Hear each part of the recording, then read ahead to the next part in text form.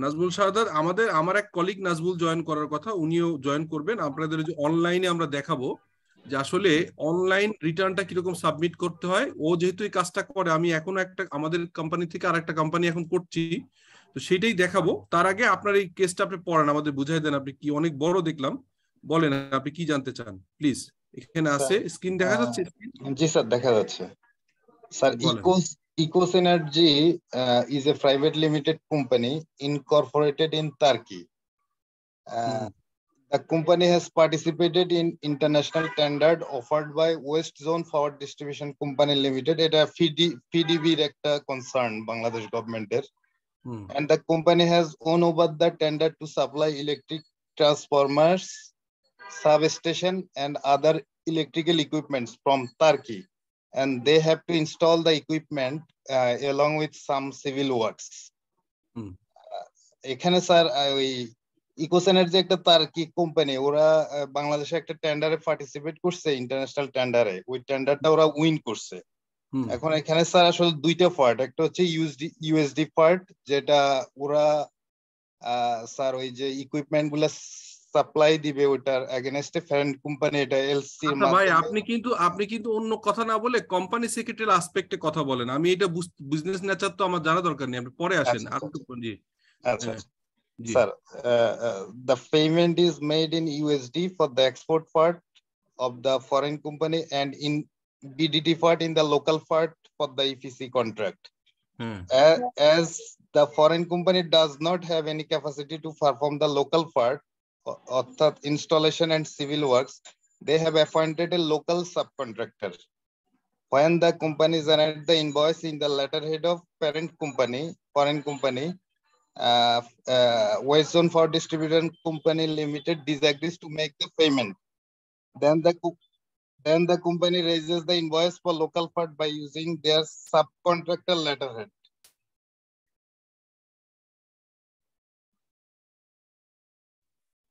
তারপর বলেন। West Zone for Distribution Company also disagrees to make the payment as the main contract was established between parent company and West Zone. Hmm. West Zone requested to open a branch office in Bangladesh to have a local bank account in being trade license to process the local BDT fund. হ্যাঁ। As a result, the foreign company opened a branch office in Bangladesh. Now my question is, was there any option to raise invoice for the foreign company for local BDT fund without forming the branch office in Bangladesh lawfully? এটা sir, এটা আসলে এটা একটা practical case তো sir. এটা তার কি আচ্ছা আচ্ছা, কোম্পানিটা। Practical case. আচ্ছা আচ্ছা, একটু দাঁড়ান। প্র্যাকটিক্যাল ক্লাস, মানে প্র্যাকটিক্যাল একটা কেস বুঝলাম। অ্যাজ এ রেজাল্ট, পি মানে হচ্ছে foreign foreign company, company. Foreign কোম্পানিটা sir. Foreign company. Foreign company open a branch office in BD. তা ব্রাঞ্চ অফিস তো করছে, তো এখন কি কোশ্চেন? ওয়াজ এখন দেয়ার? ওদের কোশ্চেন ছিল, এই ব্রাঞ্চ অফিসটা যদি ওরা না করতো, না করে আহ, ওরা কি আসলে ওই, কারণ ওরা ওই লোকাল যে পার্টটা ওইটার জন্য আসলে স্যার ওইটা সাবকন্ট্রাক্টরই করতে পারে। আচ্ছা, হ্যাঁ, এখানে ভাই আপনি যেটা দিয়েছেন এটার কোম্পানি সেক্রেটারি আসপেক্টে কি আছে ওর সাথে? এখানে ওয়েস্ট পাওয়ারের সঙ্গে, মানে সঙ্গে আপনার ফরেন একটা কোম্পানি উইন করছে টেন্ডার, এর সাথে আপনার সেক্রেটারিয়াল আসপেক্টের মিল কোথায়? আমি তো বুঝতে পারছি না। সে বিল করতে কি পারবে কি পারবে না, এটা আপনার কোম্পানি আইনের বা কোথায় কি বলা আছে? আপনি মানে না, কি জানতে চাচ্ছেন? আমি আপনার। এখানে স্যার আমি জানতে চাচ্ছি, এখানে আমার ব্রাঞ্চ অফিসটা কি কোম্পানি আইনের, মানে আমরা যদি কোম্পানি না খুলে এই, আমরা কি ব্রাঞ্চ অফিসটা না ওপেন করে আমরা কি বিলটা প্রসিড করতে পারতাম কিনা স্যার? কারণ আমরা আচ্ছা, প্র্যাকটিক্যাল এখন এই অ্যাসপেক্টে। কোম্পানি আপনি আসেন, এই কোম্পানি তো বাংলাদেশে ইনকর্পোরেট না, তো বাংলাদেশে আসছে কোথায়? এটা তো ওই যে টার্কিশ কোম্পানি, সে টেন্ডারে পার্টিসিপেট করছে, তো এখানে বাংলাদেশি কোম্পানি আইনের কোনো অ্যাপ্লিকেশন নাই। তাদের দেশের কোম্পানি আইনে যদি কিছু থাকে সেটা অ্যাপ্লিকেবল হবে। আর যে কনসার্নের কাজ করছে, ওই কনসার্ন কাকে অ্যাওয়ার্ড করছে কাজটা, সেই অ্যাওয়ার্ডের ফার্স্টে কন্ট্রাক্টে কি এগ্রিমেন্ট ছিল? তো এখন তো বাংলাদেশের কোম্পানি আইনের কোনো কিছুই নাই, এখানে কোনো কিছু অ্যাপ্লিকেশন নাই। বরঞ্চ এইখানে এই যে ব্রাঞ্চ অফিস করছে, এটাও আসলে ব্রাঞ্চ অফিস লিয়াজ অফিস করা যায়, এটা হচ্ছে ওই দেশের একটা ব্রাঞ্চ। এবং আপনি জানেন যে বাংলাদেশের কোম্পানিগুলো বাইরে ব্রাঞ্চ ওপেন করতে পারে। তো সেইটা ওপেন করলে ওই ব্রাঞ্চ যদি ওইখানে টেন্ডার পার্টিসিপেট এলিজিবল হয় তাহলে সে কাজ নিতে পারে। এখন কোশ্চেন হচ্ছে এখানে তো একটা বড় ধরনের ভুল আছে, কাজ উইন করছে আগে, সেই কাজ উইন অ্যাওয়ার্ডেড হয়েছে নিশ্চয়ই একটা কোম্পানির নামে। এই যে আপনি যে এইখানে যে কোম্পানির নাম লিখছেন এই কোম্পানির নামে হচ্ছে আপনার উইন করছে। তো সেই কোম্পানি লিগালি তো নতুন কোম্পানি ওপেন করে তাদের নামে কিভাবে বিল দিবে? এটা কিন্তু কোনোটাই কোম্পানি সেক্রেটারিয়াল বা কোম্পানি আইনের কোনো কিছু না, এটা একটা অন্য একটা জিনিস আপনি ডিসকাস করছেন, তার পার্শিয়াল ইনফরমেশন আপনি দিচ্ছেন। যদি এখানে কন্ট্যাক্টটা দেখতে পারতাম তাহলে দেখতে পারতাম যে কন্ট্যাক্টটা যদি দেয় হচ্ছে যে এই যে ইকেও এই কোম্পানি, যাই হোক এটা আমার পড়ার দরকার নেই, নাম তো আমার দরকার নেই, আপনি পড়েন, আমি এটাকে ইকোই বলছি। ইকেও এই কোম্পানিটা যদি উইন করে তাহলে সেই কোম্পানি যদি উইন করে তার নামেই তো হচ্ছে যে কাজ আনতে হবে। এখন সেইখানে যদি একটু যদি এই টেন্ডারের কন্ট্রাক্টটা এমন থাকে যে ইপিসি কন্ট্রাক্টর হিসেবে এর ইকুইপমেন্ট, সাবস্টেশন, ট্রান্সফরমার এবং আদার ইলেকট্রিক্যাল ইকুইপমেন্ট দিবে তার্কির থেকে, আর লোকালি তারা একটা কোম্পানি ফর্ম করবে, যে কোম্পানিটা এখনো করা হয় নাই, যদি কন্ট্রাক্টে এমন থাকে সেই কোম্পানি লোকাল একটা ব্রাঞ্চ অফিস করবে এবং তারা লোকাল পার্ট করে লোকাল পার্টের বিল এদের নামে আসবে, আর ফরেন পার্টটা তো এলসির মাধ্যমে হবে। এরকম যদি হয় তাহলে তো লোকাল পার্ট করতেই পারবে। তো এর বাইরে যে ইনফরমেশন আছে, আমার কোশ্চেন আপনি বুঝতে পারছেন অ্যানসারটা? আমি স্যার বুঝতে পারছি, কিন্তু ওইখানে কন্ট্রাক্টে ব্রাঞ্চ অফিস করতে হবে ওটা বলা ছিল না। ওইখানে টাকার পোরশনটা দুই ভাগে ভাগ ছিল, লোকাল পার্টটার জন্য বিডিটি তে ওরা পেমেন্ট করবে, কাকে আর করবে ফরেন না আমার এখন পার্টটার জন্য আমার কোশ্চেন হচ্ছে কাকে করবে? তারা তো লোকাল এখানে করতে হবে। ইয়েকে ইকো সিনার্জিকে পেমেন্টটা করবে। বাংলাদেশে তার কোনো ব্যাংক অ্যাকাউন্ট আছে, কিভাবে পেমেন্ট করবে? সেহেতু না, ফরেন ব্যাংক অ্যাকাউন্ট ছিল না। এখন যেহেতু ওই যে এমপ্লয়ার বাধ্য করছে যে না আপনাকে টিন বিন সব করতে হবে লোকাল পার্টটার পেমেন্ট নিতে হলে, এখন ইকো তারপরে ওরা চিন্তা করলো যে আসলে তো এটা আমাদের তো ক্যাপাসিটি নেই লোকালি করার, আমরা তো একটা সাব কন্ট্রাক্টরকে অ্যাপয়েন্ট করে দিছি, ওই বিলটা সরাসরি সাব কন্ট্রাক্টর নিয়ে নিই। মানে এটা ওই যে ওয়েস্ট জোনকে রিকোয়েস্ট করা হয়েছে, তারা আচ্ছা, বলছে এখন যে না প্রশ্ন হচ্ছে বাংলাদেশে। আপনি একটু থামাই দাঁড়ান। আপনি যে কথাগুলো বলছেন না, যারা এই কাজটা করছে এত বড় কোম্পানি এত বেশি আনপ্রফেশনাল কেন? তাদের এই কন্ট্রাক্টে আমি তো অনেকগুলো ফরেন কোম্পানি, আমি যে কোম্পানির board of director superstar group, আমরা নেপালে একাধিক টেন্ডার উইন করছি। ওই কন্ট্রাক্টে ক্লিয়ার বলা আছে যে আমরা এখান থেকে দিব, আপনার এই সার্কিট ব্রেকার কিছু কিছু জিনিস দিব, আর ওইখানে একটা লোকাল পার্টের সাথে আমরা জেবি করেই পার্টিসিপেট করছি, সেই জেবি কোম্পানির যে পার্টনার তার নামে হচ্ছে লোকাল পার্টের বিল হবে। এটা তো ওখানে ক্লিয়ার করা ছিল। অথবা আমরা এটাও করছি কোন কোন টেন্ডারের ক্ষেত্রে, আমরা সুপারস্টার ইলেকট্রনিক্স এর একটা ব্রাঞ্চ অফিস ওপেন করছি ইন নেপাল, টোটাল বিলটাই তারা লোকাল কারেন্সিতে দিছে। দুইটা হয়েছে, একটা বাংলাদেশ থেকে এক্সপোর্ট দেখিয়েছি, সরাসরি তারা এক্সপোর্ট দিয়ে দিছে, এটাও হয়েছে। আর একটা হচ্ছে কন্ট্রাক্টে এমন ছিল যে না লোকালি আপনার এখানে করতে হবে, দেন আমরা ওইখানে ব্রাঞ্চ অফিস ওপেন করে সরাসরি লোকাল পার্ট ওই কোম্পানি বাংলাদেশ থেকে ইম্পোর্ট করে নিছে ফরেন পার্ট, আর লোকাল পার্ট হচ্ছে আপনার যেটা হচ্ছে যে সরাসরি হয়েছে আপনার ওইখানে টাকা দিয়ে দিছে। কিন্তু আপনার এখানে তো শুরুতেই গলদ হয়েছে মানে এই কোম্পানিটাতে বাংলাদেশে পার্টিসিপেট করবে, যদি এই মালগুলো সে এখানে আনতে হয় তাহলে প্রথমেই তার উচিত ছিল যখন সে কাজ উইন করার আগেই তার একটা এখানে ব্রাঞ্চ অফিস ওপেন করা দরকার ছিল। এখন যদি ব্রাঞ্চ অফিস ধরলাম যে ভুল করে আগে করে নেই, এখন যদি রাজি হয় তারা যে ব্রাঞ্চ অফিস ওপেন করলে সেই, হ্যাঁ সেটাই তো আমি তো বুঝতে পারছি। তো সেই এই ব্রাঞ্চ অফিসের নামে বিল দিবে, তো বিল দিয়ে দিবে, প্রবলেম তো এখানে কোনো, এখন আর তো প্রবলেম নেই, যদিও সেটা ভুল। এখন পরবর্তী যেটা, এটা এবার কোশ্চেনটা হলো অপটিমাইজেশনের জন্য, মানে এখন দেখা যায় যে দুইবার ট্যাক্স কাটা হচ্ছে, একটা হচ্ছে আমরা তো ট্যাক্সের এটা পড়াচ্ছি না, আপনি ট্যাক্সের ইস্যু আনছেন কেন? ট্যাক্স তো আমরা এটা তো ট্যাক্সের কোর্স না।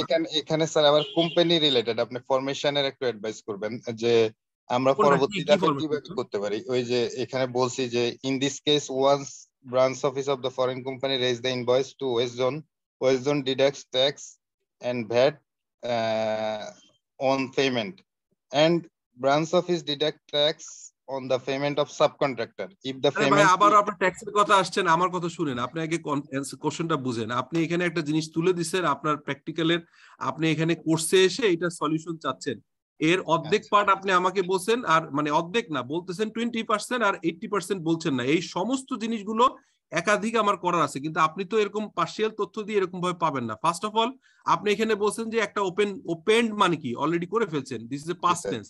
ওপেন করে ফেললে তার নাম হয়ে গেছে, ব্যাস শেষ। আর কি আপনি কি সলিউশন চান? কোম্পানি ওপেন তো করে ফেলছেন এখানে ব্রাঞ্চ অফিস। এখন স্যার পরবর্তী ধাপে ওরা চাচ্ছে যে ওই ট্যাক্সটা কিভাবে অপটিমাইজ করার জন্য ট্যাক্সের বিষয় তো ট্যাক্সের বিষয় আমি কিছু এখানে বলবো না। ট্যাক্স ছাড়া অন্য বিষয় থাকলে বলেন। ট্যাক্স তো আমি এখানে ক্লাস নিচ্ছি না, ট্যাক্সের ক্লাসে তো ট্যাক্সের। হ্যাঁ বলেন, আর কিছু আছে? তারপরে কোশ্চেনটা হচ্ছে আমরা পরবর্তী ধাপে যে কন্ট্রাক্ট গুলা এরা যেহেতু এখানে নবিস প্রথম ইয়ে করছে, পরবর্তী ধাপে ওরা চাচ্ছে যে একটা জেবি করার জন্য। তো এখন জেবিটা কি প্যারেন্ট কোম্পানি একটা লোকাল কোম্পানির সাথে জেবি করবে কিনা, মানে জেবি করাটা বেস্ট হবে কিনা, জেবিতে কি 50-50 হতে হয় নাকি, যেহেতু এরা লিড পার্টনার। এখন হ্যাঁ বুঝছি, জেবির ব্যাপারে আমি ক্লিয়ারলি আপনাকে আইডিয়া দিচ্ছি, একদম ক্রিস্টাল ক্লিয়ার। কি করবেন মানে 50-50 করবে কিনা এটা ইস্যু না। আমি প্রথম বলি, জেবি দুই ধরনের হয়, খুব মনোযোগ দিয়ে শুনেন। একটা হয় পার্টিকুলারলি কোন একটা কাজ কোন একটা দেশে, ধরেন আপনি একটা কোম্পানি আছে, আমার একটা কোম্পানি আছে, আমি মনে করছি আমি একটা জেবি করব শুধুমাত্র এই প্রজেক্টটা তোলার জন্য, এটাও হতে পারে। আমরা একটা এগ্রিমেন্ট সাইন করব, রেজিস্টার্ড হবে ডকুমেন্টটা, বেসড অন দ্যাট এই কাজের জন্য আমরা চুক্তি করব যে এই কাজটা আমরা জয়েন্টলি করব, সেই সেই মর্মে এগ্রিমেন্ট করে আমরা টেন্ডার পার্টিসিপেট করব এবং এই জেবির নামে ব্যাংক অ্যাকাউন্ট ওপেন করবে। এবং জেবিতে ক্লিয়ার বলা থাকবে যে কেন করছে। এটার দুইটা কারণে জেবি করে, একটা পার্টির হয়তো ফাইন্যান্সিয়াল স্ট্রেংথ আছে, আর একটা পার্টির হয়তো টেকনিক্যাল স্ট্রেংথ আছে, অথবা একটা পার্টি ফরেন পার্টি কিন্তু টোটাল 100% ফরেনারকে দেবে না, লোকাল পার্ট লোকালকে দিবে। তখন যে জেবিটা এই পার্টিকুলার কাজের এগেনস্টে তৈরি করা হয়, সেই টেন্ডারে পার্টিসিপেট করার আগে জেবিটা করা হয়, জেবিটা করে ব্যাংক অ্যাকাউন্ট করা হয়, এবং ওই জেবির আন্ডারে ব্যাংক থেকে আপনার একটা এই যেটাকে আপনার প্রথমে দিতে হয় হচ্ছে একটা টেন্ডারের বিড সিকিউরিটি দিতে হয়। তো এই টেন্ডার সিকিউরিটি বিড সিকিউরিটি দেওয়ার পরে উইন করলে সেখান থেকে আবার পেমেন্টের অনেক সময় অ্যাডভান্স পেমেন্ট গ্যারান্টি দিতে হয়, অনেক সময় পারফরমেন্স গ্যারান্টি দিতে হয়। এই সমস্ত কিছুই দিবে ওই জেবির নামে যে ব্যাংক অ্যাকাউন্ট হয়েছে। এটা সম্ভব, এবং ওই পার্টিকুলার এগ্রিমেন্টে থাকবে যে এই প্রজেক্ট ওভার হয়ে গেলে, এই প্রজেক্টের টাকা পয়সা সব সেটেল হয়ে গেলে এই জেবিটা বন্ধ হয়ে যাবে। এটা হচ্ছে একটা জেবি ফর্ম। আর একটা জেবি হচ্ছে পিওরলি আমি লং টার্মের জন্য করলাম, এবং সেই জেবিটা কোম্পানি ফর্ম করে জেবি। সেই জেবিটা কিরকম? সেই জেবি করার নিয়ম হচ্ছে, প্রথমে যে দুইটা পার্টি জেবির পার্ট হবে তাদের মধ্যে প্রথমে একটা মেমোরান্ডাম অফ আন্ডারস্ট্যান্ডিং এমওইউ হয়। এমওইউ করার পরে ম্যাক্সিমাম বা ইন্টারন্যাশনাল নিয়ম সব জায়গায় আসলে এমওইউর আগে একটা এনডিএ হয়, কারণ নর্মালি নিয়ম হচ্ছে যে কোনো দুজনের ডিসকাশনে গেলে একটা এনডিএ করতে হয়, নন ডিসক্লোজার ইনফরমেশন। বিকজ এই জেবি হবে কি হবে না আপনি জানেন না, কিন্তু অনেক তথ্য দুইটা কোম্পানির ভিতরে এক্সচেঞ্জ হয়, যে কারণে একটা এনডিএ করে, নন ডিসক্লোজার এগ্রিমেন্ট। এনডিএটা করে নিজেদের ভিতরে তথ্য আদান প্রদান করে, করার পরে তারা একটা এমওইউ করে। অনেকে এমওইউ ছাড়া, মেমোরেন্ডাম অফ আন্ডারস্ট্যান্ডিং ছাড়া সরাসরি জেভি এগ্রিমেন্ট করে। এই জেভি এগ্রিমেন্টকে বেস করে কোম্পানির যে মেমোরেন্ডাম করা হয় এবং পরবর্তীকালে আর্টিকেল অ্যাসোসিয়েশন করা হয়, এবং আর্টিকেলে চাইলে এই জেভির রেফারেন্স দেওয়া যায় যে আমরা এই মেমোরেন্ডাম আর্টিকেল অফ অ্যাসোসিয়েশনে সবকিছুই লিখলাম, যে কে কত পার্সেন্ট, কে শেয়ার হোল্ডিং, কার রেসপন্সিবিলিটি, কে সিইও হবে, চেক সাইনিং অথরিটি কি হবে। যেহেতু ফরেন পার্টের অনেকেই থাকে যে তাদের হয়তো ওয়ার্ক পারমিট থাকে না ইনিশিয়ালি, তারা ব্যাংকের হয়তো সিগনেটারি হতে পারে না, এই সমস্ত কথাবার্তাগুলো কিন্তু জেবিতে থাকে, এবং সেটাকে ফলো করে রেফারেন্স দিয়ে আর্টিকেল অফ অ্যাসোসিয়েশন তৈরি করা হতে পারে। এবং এক্ষেত্রে কোনো কোশ্চেন নাই 50-50 হতে হবে। জেবি হচ্ছে আপনার 10-90, 80-20, 50-50, 60-40 এনি ফর্ম হতে পারে। সো আমি আশা করি আপনি আপনার অ্যান্সারটা পেয়েছেন। জি স্যার, বুঝতে পেরেছি স্যার। আর কোনো কোশ্চেন? আর একটা কোশ্চেন হচ্ছে, যেহেতু এদের এখন ব্রাঞ্চ অফিস আছে, এখন কি ওরা আমাকে যেটা জিজ্ঞেস করছে, আমরা কি ব্রাঞ্চ অফিস এবং লোকাল ওই যেটা সাব কন্ট্রাক্টর ছিল, এই দুইটা মিলে জেবি করলে ভালো হবে, নাকি আমরা প্যারেন্ট কোম্পানি যেটা ফরেন কোম্পানি আর লোকাল সাব কন্ট্রাক্টর এটা জেবি করাটা বেটার হবে আর কি? এইটা তো আসলে বিজনেস ডিসিশন, এটা তো কোনো আপনি কোম্পানি সেক্রেটারি হিসেবে এই ডিসিশন আপনি দিতে পারবেন না, এটা সিও দিতে পারবে। আমি তো আর ওই কোম্পানির সিও না। এটা বেটার হবে কিনা এটা, কারণ কি ব্রাঞ্চ অফিসটা কিভাবে করছে এটা একটা কোশ্চেন। ব্রাঞ্চ অফিস করতে গেলে দুইটা জিনিস লাগে।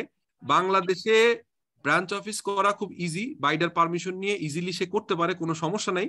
কিন্তু খেয়াল রাখতে হবে যে ওই প্যারেন্ট কোম্পানির আবার প্রপারলি করছে কিনা, ধরেন প্যারেন্ট কোম্পানির যে ডকুমেন্টেশন এখানে দিছে কিনা, যার ব্রাঞ্চ অফিস এখানে ওপেন হবে তার কতগুলো জিনিস হইতে হবে, তার যে মেমোরান্ডাম আর্টিকেল এবং সমস্ত কিছু ওই এম্বাসি থেকে অ্যাটাচ করে এই এম্বাসিতে পাঠাইতে হবে। সেইখানে সেইটা সবকিছু করে টোরে তারপরে যদি এটা এখানে একটা ইয়ে হয়, আপনার যদি কোনো একটা আপনার ব্রাঞ্চ অফিস হয়, যদি লিগ্যালি কোনো ফল্টি না থাকে তাহলে লোকাল কোম্পানির সাথে এই জেবি কোম্পানির এই ব্রাঞ্চ অফিসের জেবি করে ইজিলি কাজটা করতে পারবে, কোনো সমস্যা নাই। এবং সেক্ষেত্রে আপনাকে খোঁজ নিতে হবে যে আসলে আপনার মানে ওই পেপারগুলো সব ঠিক আছে কিনা প্রপারলি, কারণ সে একটা চ্যালেঞ্জ হবে, আমি আগে থেকেই বলে রাখি, যদি এখানে ব্রাঞ্চ অফিস করে এবং ব্রাঞ্চ অফিসটা যদি প্রপারলি ডকুমেন্টেড না থাকে, সেন্ট্রাল ব্যাংক অফ বাংলাদেশে যদি প্রপারলি না জানায়, তাহলে যখন রিপেট্রিয়েশন অফ মানি হবে, খেয়াল করেন, যখন আপনি এনে কাজ শেষ করবেন, কাজ শেষ করে টাকা পাবেন, এই টাকাটা যখন আপনি তো এই দেশে ইনভেস্ট নাও করতে পারেন, নিয়ে যেতে পারেন তুরস্কে, যদি নিতে চান তাহলে প্রপারলি এই ডকুমেন্টগুলো না হলে যেটা হবে সেটা হচ্ছে টাকা নেওয়ার সময় সেন্ট্রাল ব্যাংকের পারমিশন পাবেন না। এরকম অনেক জায়গায় সমস্যা হয়েছে। একটা তথ্য বলে রাখি, এখানে এসকিউ অ্যাকাউন্ট নামে একটা অ্যাকাউন্ট আছে, এইটা কোনো কোম্পানি সেক্রেটারি যারা প্র্যাকটিস করে কেউ আপনাকে সলিউশন দিতে পারবে না, কিন্তু আমি নিজ হাতে একাধিক কাজ করছি দেখে আপনাকে অনেক অ্যাডভান্স লেভেল তথ্য দিয়ে দিচ্ছি। সেটা হচ্ছে, ধরেন আপনি এখানে একটা জেবি করলেন, জেবিটা ফল্টি বা কোনো রকম কোনো জায়গায় ঝামেলা আছে, তখন যে প্রবলেমটা হয়, আপনি যখন টাকা পাঠানোর জন্য অ্যাপ্লাই করবেন তখন কিন্তু টাকা পাঠাইতে পারবেন না। ওই ব্যাংকে বাংলাদেশ ব্যাংকের পারমিশন নিয়ে একটা এসক্রিউ অ্যাকাউন্ট বলে, এসক্রিউ অ্যাকাউন্ট মানে একটা টেম্পোরারি অ্যাকাউন্ট যেখানে টাকাটা থাকবে। যতদিন পর্যন্ত সেন্ট্রাল ব্যাংক থেকে পারমিশন নিয়ে টাকা না নিতে পারবেন ততদিন টাকা লোকাল ইউজ করতে পারবেন না, ফরেন ইউজ করতে পারবেন না, এটা এসক্রিউ অ্যাকাউন্টে থেকে যায়। বাংলাদেশে চায়নার একটা কোম্পানির এসক্রিউ অ্যাকাউন্টের টাকা ব্যাংক এশিয়ায় আমার হাতে 2013 সালে প্রায় 1 বছর আটকায় ছিল। তারা হচ্ছে China Bangla printing and packaging নামে একটা কোম্পানি, তাদের হচ্ছে লোকাল পার্টনারও ছিল, ফরেন পার্টনারও ছিল। লোকাল পার্টনার খুবই কম, পরবর্তীকালে লোকাল পার্টনারদের টাকা করে এটা 100% তাদের শেয়ারের টাকা পে করে 100% ফরেন চায়না ওন একটা বাংলাদেশি কোম্পানি ছিল। সেই কোম্পানিটার আমরা কিনে নিয়েছি, আমরা এই কোম্পানিটাই কিনে নিয়েছি অলমোস্ট 23-24 কোটি টাকায়। কেনার পরে তারা কোনো সমস্যা নাই, যখনই তাদের গেইন ট্যাক্স সবকিছু দিয়ে তারা যখন অ্যাপ্লাই করলো সেন্ট্রাল ব্যাংকে যে আমরা টাকাটা নিতে চাই, ব্যাংক এশিয়ার মাধ্যমে, আমার ক্লিয়ারলি মনে আছে, তখন আমরা এসকিউ অ্যাকাউন্ট করছি। ব্যাংক এশিয়া বলছে কোনো সমস্যা নাই, এসকিউ অ্যাকাউন্টে টাকাটা থাকবে, আপনারা নিতে পারবেন না unless otherwise we are taking the permission from the central bank of Bangladesh, I mean Bangladesh bank. যখন বাংলাদেশ ব্যাংকে গেছে তখন বাংলাদেশ ব্যাংক তাদের ফরমেশনের সময়, যখন কোম্পানি ফর্ম হয়েছে, তখন তারা যে টাকাটা এনেছিল পেইড আপ, সেই টাকাটা প্রপারলি ফর্ম সির মাধ্যমে করা হয় নাই। তারা যে টাকাটা এনেছে সেটা ক্যাপিটাল হিসেবে দেখায় নাই, এখানে ক্যাপিটাল হিসেবে দেখানোর একটা ক্লজ আছে, আবার রেভিনিউ হিসেবে দেখানোর ক্লজ আছে। সো ক্যাপিটাল হিসেবে দেখায় নেই, প্রপারলি এনক্যাশমেন্ট হয় নেই, যতবার টাকা আসছে তার 50% এনক্যাশমেন্ট আছে, 50% এনক্যাশমেন্ট নাই। এইসব জটিলতা করে প্রায় 1 বছর কেটে গেছে, ফাইনালি আমরা হেল্প করে টাকাটা বের করছি। সো আপনি এইসব সাজেশন দিতে যে আপনি দিতে যেন না, আপনার যদি কোনো কনসালটেন্ট লাগে এই ধরনের expert, you can take help from them. আর আমি যেটা বলছি এটা মোটামুটি হবে, আপনার এই ক্লাসের ভিতরে এর চেয়ে বেশি তথ্য আমার মনে হয় দেওয়ার প্রয়োজন নেই। আর যদি কোনো সাপ্লিমেন্টারি কোশ্চেন থাকে, আই হ্যাভ অলরেডি মানে গিভেন লট অফ ইনফরমেশন। জি বলেন। Okay sir, sir thank you sir, আমি বুঝতে পেরেছি স্যার। পুরোটাই বুঝছেন তো না? জি স্যার, আমি মোটামুটি বুঝতে পেরেছি। ওই যেহেতু আপনি যে লাইনের কথাগুলো বলছেন ওগুলা করছি, যার ফলে বুঝতে পারছি।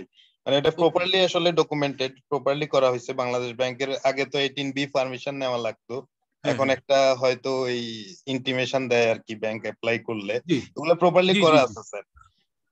তাহলে কোনো সমস্যা নেই। আমি কিন্তু সত্যি কথা বলতে এই কেস স্টাডি এখনই পড়লাম, এবং আপনি অনেকেই অ্যান্সার দিতে পারতেন না, কিন্তু আপনি এটুকু বুঝতে পেরেছেন যে আমি হ্যান্ডস অন এই কাজগুলো করেছি, এবং আপনি তো এই কাজটা করে এসে আমাকে কোশ্চেন করছেন, আর আমি আপনাকে ইনস্ট্যান্ট কোশ্চেন এখন আপনার হোয়াটসঅ্যাপ দিয়ে নামায় আমি অ্যান্সার করলাম। তো আলহামদুলিল্লাহ এই কাজটা করছি। আপনি যদি প্রপারলি ওই যে ব্রাঞ্চ অফিসের প্রপারলি ডকুমেন্ট থাকে, তাহলে এই টাকাটা রিপেটিশনের কোনো চ্যালেঞ্জ হবে না। এটা আমার মনে হয় যে আপনার কোনো সমস্যা হবে না। ঠিক আছে ইনশাআল্লাহ স্যার, পাদ্দার কোনো ইয়ে আসলে আমি আপনার সাথে কমিউনিকেট করব। শিওর, আপনি হোয়াটসঅ্যাপে তো আমার নাম্বার আছে, ইউ ক্যান কমিউনিকেট। হ্যাঁ, সো থ্যাংক ইউ। এটা একটা যদিও উনি অনেক কিছু জিজ্ঞেস করছে, আমি জানি যে অন্য পার্টিসিপেন্টরা অনেক হেল্প হওয়ার কথা, কারণ এই ভিডিওটা তো আপনারা পাবেন, মানে আপনারা যারা ক্লাস পে করে করছেন, এটা প্রয়োজনে আমার কথাগুলো আরেকবার শুনেন। আর এটাও হোয়াটসঅ্যাপে দেয়া আছে, ওনারা এটা দেখলাম আমি হোয়াটসঅ্যাপে দেয়া আছে, হোয়াটসঅ্যাপ থেকে ওপেন করেছি। সো আসলে উনি যে বলছে it is mandatory from two new company JB, এটা ওই যে বললাম সেটাও বলে দিচ্ছি যে কনসোর্টিয়াম করে দুইটা পার্টি এগ্রি করতে পারে, আবার কখনো কখনো পার্মানেন্ট কোম্পানি করতে পারে। এটা ওনার একটা কোশ্চেন ছিল। আর একটা কোশ্চেন ছিল যে as this foreign company has a branch office in Bangladesh, which formation is better, সেটাও বলেছি যে লোকালিও করতে পারে, আবার সরি এই ব্রাঞ্চ অফিসে করতে পারে, আবার ফরেন পার্ট থেকে সরাসরি জেবি করলেও কোনো সমস্যা নেই। সো এগুলো সব মোটামুটি হয়েছে। আর যে সিট ব্যাপারটা বলছে to form the joint venture a local company tax resident and a foreign company non-tax resident, it is there any requirement that share has to be equal? না, কোনো ইকুয়াল দরকার নেই, যে কোনো শেয়ার হইতে পারে।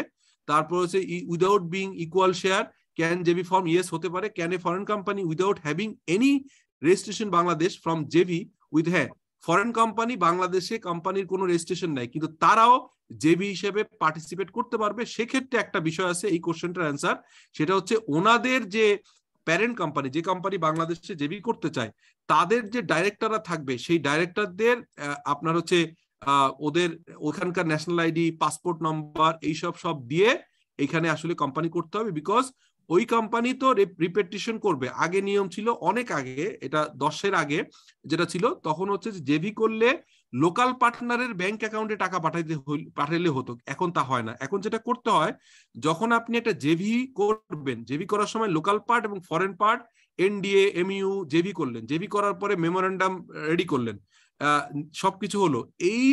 এই প্রপোজ ডকুমেন্ট দিয়ে, অ্যাপ্রুভ এখন হয়নি, এই প্রপোজ ডকুমেন্ট দিয়ে ব্যাংকে যাবেন। ব্যাংকে যাওয়ার পর একটা এসকিউ অ্যাকাউন্ট হবে, তারপরে সেই অ্যাকাউন্টে ফরেন পার্টের টাকা জমা হবে। এই জমা হওয়া প্রপারলি এনক্যাশ হওয়ার পরেই হচ্ছে ফাইনালি আরজেসি থেকে এই কোম্পানির রেজিস্ট্রেশন পাওয়া যাবে। এখন নিয়মটা একটু কঠিন। আমি এটা কি বুঝতে পারছেন? আপনি কি এভাবেই করছেন তো না? জি স্যার বুঝতে পেরেছি। ওকে, তাহলে এবার অন্য জায়গায় যাই। আর কার কোনো কোশ্চেন আছে? এখানে ওপেন কোশ্চেন সেশন, যে কোনো কোশ্চেন করেন। আমরা খুব বেশি আজকে ক্লাসটা কন্টিনিউ করব না, আমরা 8:30টায় শুরু করার কথা। আমরা 1 থেকে 1.5 ঘন্টা ভাবছিলাম, 9:30 বা 9:45 পর্যন্ত ম্যাক্সিমাম কন্টিনিউ করব। Any question? আমি যেহেতু আসি এবং মোটামুটি আপনাদেরকে, ওই নাজমুল কি জয়েন করছেন আমাদের বিস সলিউশনের নাজমুল? আচ্ছা, তাহলে এখন আপনাদের কোশ্চেন করতে থাকেন। বাই দিস টাইম অনলাইন সাবমিশনটা অনেকেরই জানার দরকার ছিল, বা একটা মেমোরেন্ডাম কেমন হয়, আর্টিকেল কেমন হয়, কি কি ক্লজ থাকে, এটা নিয়ে। নাজমুল, আমার কাছে এই ডকুমেন্টটা নাই, নাজমুল আপনার পিসি থেকে শেয়ার করেন, আর আপনি একটু মানে আমরা দুজন মিলে একটু ওনাদের সাথে জিনিসটা শেয়ার করি। নাজমুল জয়েন করছেন? আনমিউট করেন নাজমুল হোসেন আপনি। হ্যাঁ ওকে, হ্যাঁ আপনি এখন ওই যে শেয়ার বাটনে ক্লিক করে দেখেন যে আপনার ডকুমেন্টটা শেয়ার হচ্ছে কিনা। এই যে এখানে দেখবেন শেয়ার আছে, এখানে লেখা শেয়ার। হ্যাঁ,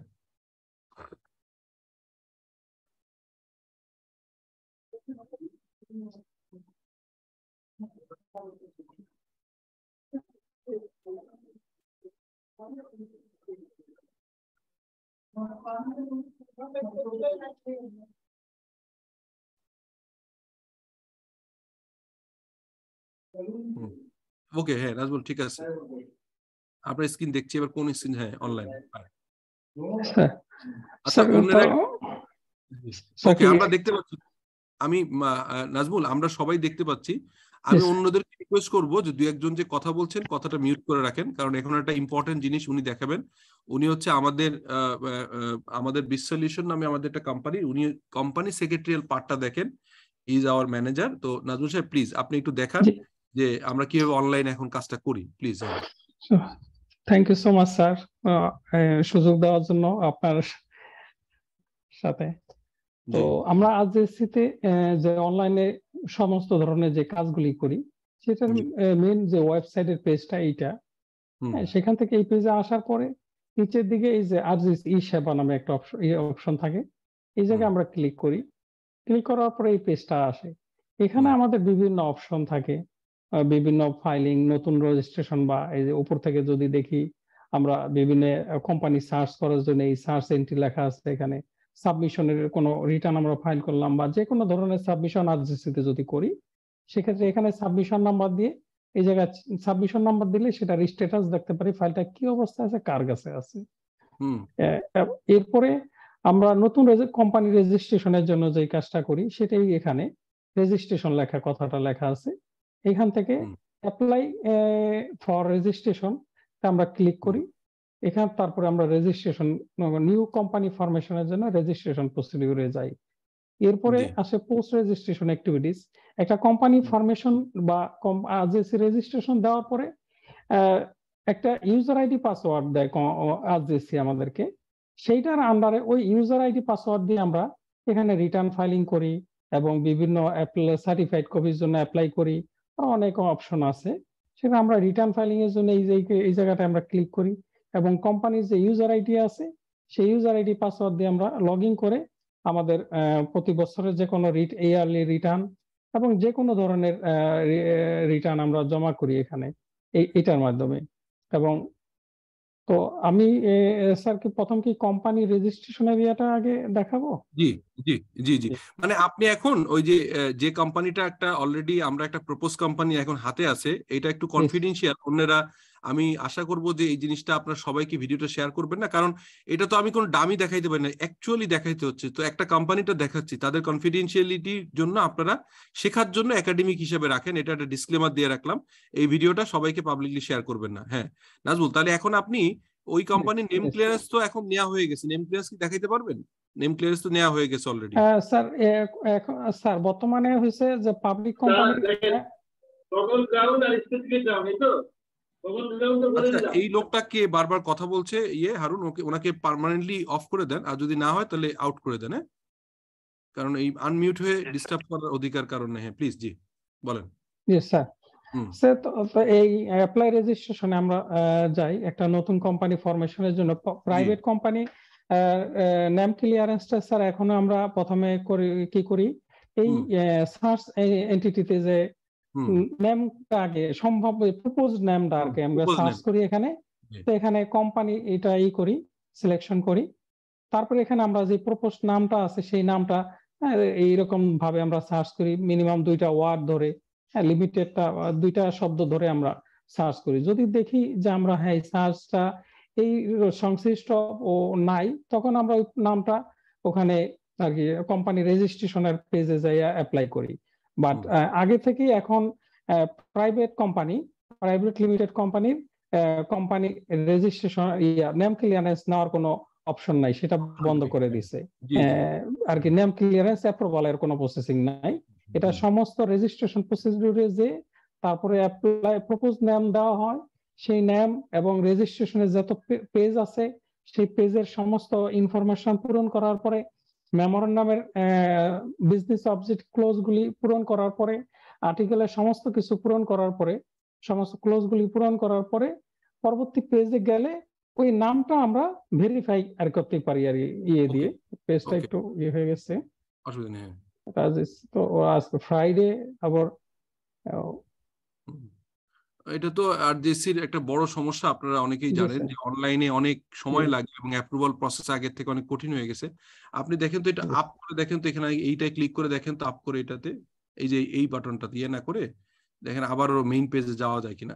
আমরা এটা বুঝতে পেরেছি, আমরা এখন সাবমিশনের জায়গাটা অনলাইন মেমোরেন্ডাম সাবমিশন এবং একটা মেমোরেন্ডাম দেখাবো আমরা এখান থেকে, আবারও জানি একটু কাইন্ডলি, কারণ এই অনলাইনের পার্টটা দেখায় আমরা সরাসরি একটা মেমোরেন্ডাম নিয়ে ডিসকাস করব। ঠিক আছে, এখন দেখেন লিমিটেড কোম্পানির নেম সার্চের বিষয়টা কিন্তু ক্লিয়ার হয়নি। তারপর আচ্ছা একটু দাঁড়ান যিনি কোশ্চেন করছেন উনি কি ক্লাসে সব শুনছেন ভাই আপনি? উনি কিন্তু ক্লিয়ার করছে যে, আমি বলি উনি যেটা বলেছেন এটা আগের ক্লাসেও ডেফিনেটলি আপনাদেরকে বলেছে, সেটা হচ্ছে প্রাইভেট লিমিটেড কোম্পানির নিয়ম ছিল যে আগে আপনি একটা নাম চুজ করে 6 মান্থ নামটাকে রাখতে পারতেন। একদম শুরুতে ধরেন প্রায় যখন আপনার হচ্ছে 600 টাকা ফি ছিল আর 90 টাকা ভ্যাট দিয়ে 690 টাকায় আপনার নামটা 6 মাসের জন্য লক রাখতে পারতেন। পরবর্তীকালে এটা 200 টাকা হয়ে গেছে, আমি যদি ভুল না বলি 200 টাকা ছিল, 200 টাকা 30 টাকা ভ্যাট এটা দিয়ে করা যেত। এখন প্রাইভেট লিমিটেড কোম্পানির ক্ষেত্রে নামটা আপনি এখান থেকে দেখতে পারেন যে এরকম নামে কিছু আছে কিনা, কিন্তু নেম বুক করা অথবা নেমটা কিনে নেওয়ার কোনো সুযোগ নাই। নেমটা এখানে আপনি দেখতে পারেন, কিন্তু আপনার যে কাজটা করতে হবে সরাসরি যেখানে সাবমিশন, ওইখানে যে আপনার প্রপোজ মেমোরেন্ডামটা সব করে তারপরে সাবমিট করতে হবে। নাজমুল আপনি ওইখানে যান। এবার কি বুঝতে পারছেন ভাই আপনার কোশ্চেনটা? না উনি যেটা কোশ্চেন করছিলেন উনি কি বুঝতে পেরেছেন আমার অ্যান্সার?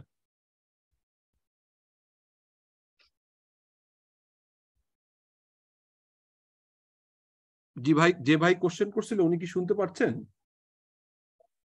শুনতেছি, মানে এখন সিস্টেম হচ্ছে যে নাম বুক করে রাখা যাবে না, নাম অ্যাভেলেবেল আছে কিনা আমি সার্চ করে জানতে পারবো, বাট আমি জি ডিরেক্ট প্রসেসিং করতে হবে, জি প্রি বুক করার কোনো সিস্টেম নাই। ওকে জি জি জি জি জি ওকে, থ্যাংক ইউ থ্যাংক ইউ। জি যান পরে। স্যার তাহলে আমি রেজিস্ট্রেশনের পেজে হ্যাঁ ওপেন করি যান স্যার। যান। তো এই স্যার আমাদের অনারেবল স্যার যেহেতু বলছে এই পেজটা কিন্তু আমাদের কনফিডেন্সিয়াল, এবং এই পেজটা কেউ শেয়ার করবেন না, কারণ এই ফুল পেজ কখনো আমরা কেউ দেখাই না, দেখাইলে কোনো ডামি পেজ দেখাই। তো একটা কোম্পানি আমাদের একদম রেজিস্ট্রেশনের প্রসেসিং এ আছে, সেই জন্য এই পেজটা আমরা দেখাইতে পারছি। তো জি যাওয়ার আগে এই রেজিস্ট্রেশন পেজে ক্লিক করার আগে আমার ইউজার আইডি যেটা আছে সেটা দিয়ে আমার এই করতে হয়, লগ ইন করতে হয়। হুম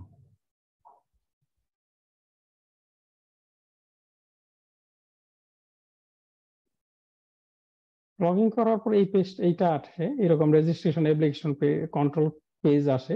এখান থেকে সিলেকশন করতে হয় যে আমার এটা private company, public limited company, trade organization, অন্য জায়গা যেগুলি আছে এখান ফরেন থেকে আমি কোম্পানি, আমার সোসাইটি, প্রাইভেট। পার্টনারশিপ। জি জি স্যার, জি স্যার, হুম প্রাইভেট কোম্পানি আমি সিলেক্ট করলাম, হুম টোটো আসবে তখন।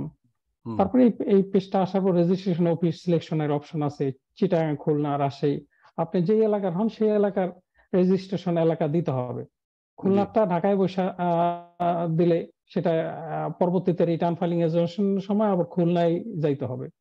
হুম তো এরপরে রেজিস্ট্রেশন পেজে ক্লিক করার পর এখানে যে একটা ক্লিক অপশন আছে, click here, private company registration, এখানে লেখাই আছে এই যে দেখে, private company registration name clearance not required, name clearance not লাগে না এখন। রিকোয়ার্ড।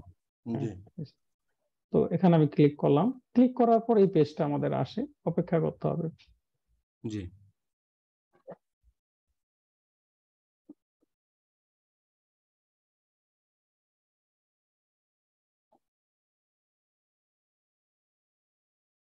একজন বলছেন যে মমিন, আমাদের যে মমিন ভাই ছিল উনি দেখিয়েছেন, হ্যাঁ উনি দেখিয়েছেন, কিন্তু তারপরেও এটা প্র্যাকটিক্যালি একজন দেখতে চেয়েছে।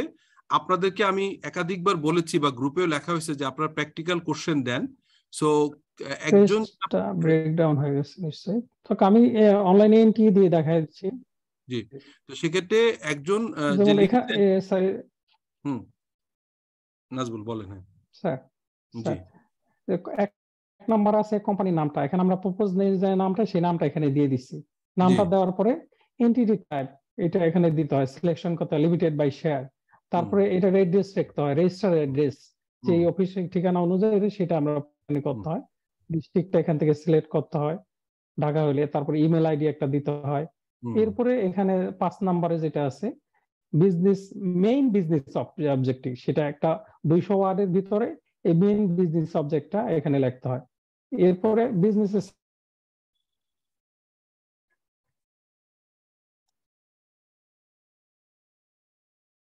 এটা করবেন। তারপরে এটার আন্ডার আবার সাবসেকশন আছে, এটার আন্ডার আপনি কি করবেন, ম্যানুফ্যাকচার ট্রেড কি ধরনের, অনেক ধরনের আছে, আপনি যে ধরনের হবে সেই ধরনের আপনি এখানে সিলেক্ট করে নেবেন। বিভিন্ন অনেকগুলো অপশন আছে, আপনার বিজনেসের ধারা অনুযায়ী আপনি সিলেকশন করবেন।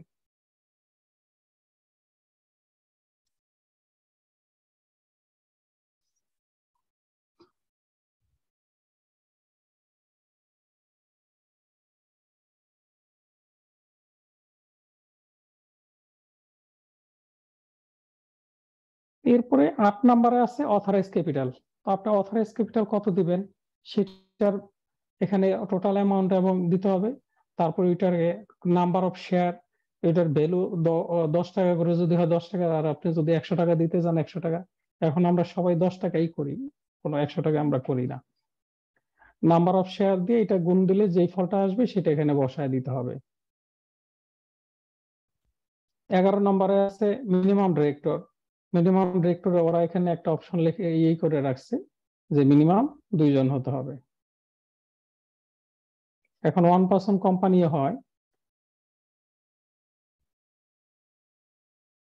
ম্যাক্সিমাম ডিরেক্টর 20 দিতে পারেন, 50 দিতে পারেন, যে কোনো যেটা আপনার ইচ্ছা সেটা দিয়ে। এরপরে এজিএম এ যদি 5 জন ডিরেক্টর, 5 জন শেয়ার হোল্ডার বা থাকে, তাহলে ম্যাক্সিমাম 50% এর উপরে, কোরাম ফুল হতে 50% এর উপরে দিতে হবে, সেটা এখানে পূরণ করে দিতে হয়।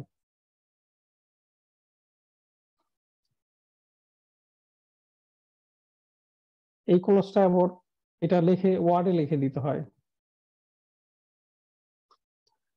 তারপরে 15 নাম্বার আছে ডিউরেশন অফ চেয়ারপারসন, 5 বছর 5 ইয়ার্স। ম্যানেজিং ডিরেক্টরও এটা 5 ইয়ার্স। এগুলি পূরণ করার পরে এখানে আসে qualification share of each director. একজন ডিরেক্টর কত শেয়ার থাকলে তার কোম্পানিতে সে ডিরেক্টরশিপ হিসেবে থাকতে পারে, সেটা একটা পার্সেন্টে 2%, 3% যা হোক, আপনার টোটাল পেড আপ ক্যাপিটালের উপরে ভিত্তি করে সেটা পার্সেন্টেজ ইয়ে করে দিয়ে দেবে। According to your article. হ্যাঁ, আর্টিকেলে যেটা লিখবেন ওটা। জি স্যার, জি স্যার। হুম। শেয়ারের ভ্যালু 10 টাকা করে দিয়ে দিতে হবে। এরপর এখানে যেটা আছে এটা আসলে সময় লাগে না, পার্টিকুলার সব বডি কর্পোরেট। কোন কর্পোরেট যদি কোন কোম্পানি যদি এখানে শেয়ার হোল্ড করে, সেই ক্ষেত্রে এই পেজটা পূরণ করতে হয়। আর এটা ডিতে আছে list of subscriber, director, managers, managing agent as of memorandum and articles of association from 9, from 10, from 12. এটার অনুযায়ী যারা কোম্পানির শেয়ার হোল্ডার অথবা ডিরেক্টর, ম্যানেজিং ডিরেক্টর, চেয়ারম্যান, যাই হোক, তারা ডিরেক্টর অথবা শেয়ার হোল্ডার হইলে তাদের এখানে নাম দিবে, এবং ডিরেক্টর অনেকে হইতে পারে শেয়ার হোল্ডার ছাড়া। সেক্ষেত্রে এখানে এই পেজটাকে এখানে ইন্টার দিতে হবে, নতুন আরেকটা পেজ ওপেন হবে। এই পেজে ডিরেক্টরের পুরো ফুল ডিটেলস ইনফরমেশন দিতে হবে, তার নাম, ফাদারের name, mother name, resident address, permanent address, এখানে আছে তার মোবাইল নাম্বার, তারপরে ইমেল আইডি, ন্যাশনালিটি,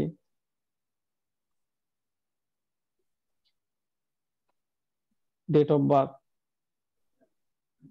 12 নাম্বার আছে টিন নাম্বার পূরণ করতে হবে। এখান থেকে 13 নাম্বার থেকে দিতে হবে তার পজিশন সিলেক্ট করতে হবে, সে কি কোম্পানিতে ডিরেক্টর নাকি সে কি ম্যানেজিং ডিরেক্টর, সেটা এখান থেকেই সিলেক্ট করে নিতে হবে। অথবা সে কি শেয়ার হোল্ডার, শুধু শেয়ারের মালিক কিন্তু ডিরেক্টর না, এরকম হতে পারে।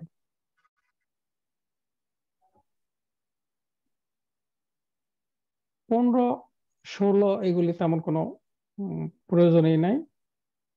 এখানে 17 নম্বরে সে যদি পার্সোনাল হয়, পার্সন যদি হয়, সেক্ষেত্রে বিজনেস দিয়ে দিব। আর যদি কোনো কোম্পানি শেয়ার হোল্ড করে, সেক্ষেত্রে এখানে কোম্পানি দিয়ে দিব। 14 নম্বরটা একটু বলে ভালো। 14 নাম্বার কোনো প্রয়োজন নাই, এখানে সব ফিল কোনো ম্যান্ডেটরি না, আননেসেসারি আছে অনেক, কোনো দরকার নেই। যেটা না দরকার সেটা নিয়ে মাথা নষ্ট করারও দরকার নেই। 19 নাম্বার যেগুলি সবচেয়ে ইম্পর্টেন্ট, এই একটা number of subscriber share, say director হিসেবে বা শেয়ার হোল্ডার হিসেবে কত শেয়ার হোল্ড করবে সেটা এখানে উল্লেখ করে দিতে হবে। ধরলাম সে 5000 শেয়ার, এবং তার এরপরে ন্যাশনাল আইডি, এগুলি পূরণ হওয়ার পরে এখানে সেভ দিয়ে দিতে হয়।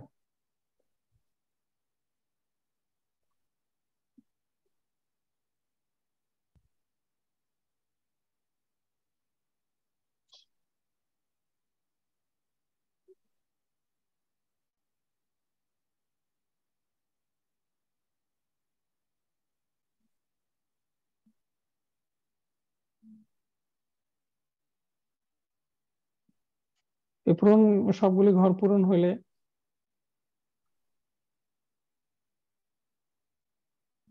পূরণ হওয়ার পর আমরা সেভ দেব। ডেট অফ বার্থ, কোনো ঘর খালি রাখা যাবে না, রেজিস্টার মার্ক যেগুলি সেগুলি ঘর খালি রাখা যায় না।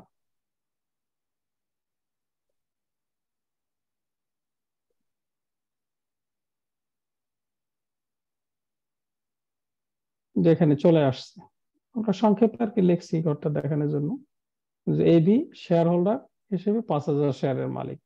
যদি তাকে এখানে ডিরেক্টর হিসেবে দেওয়া হয় তাহলে ডিরেক্টর হিসেবে আসবে, সেটা আমি দেখা দিচ্ছি। পেজগুলি আজকে থাকতেছে না কেন জানি।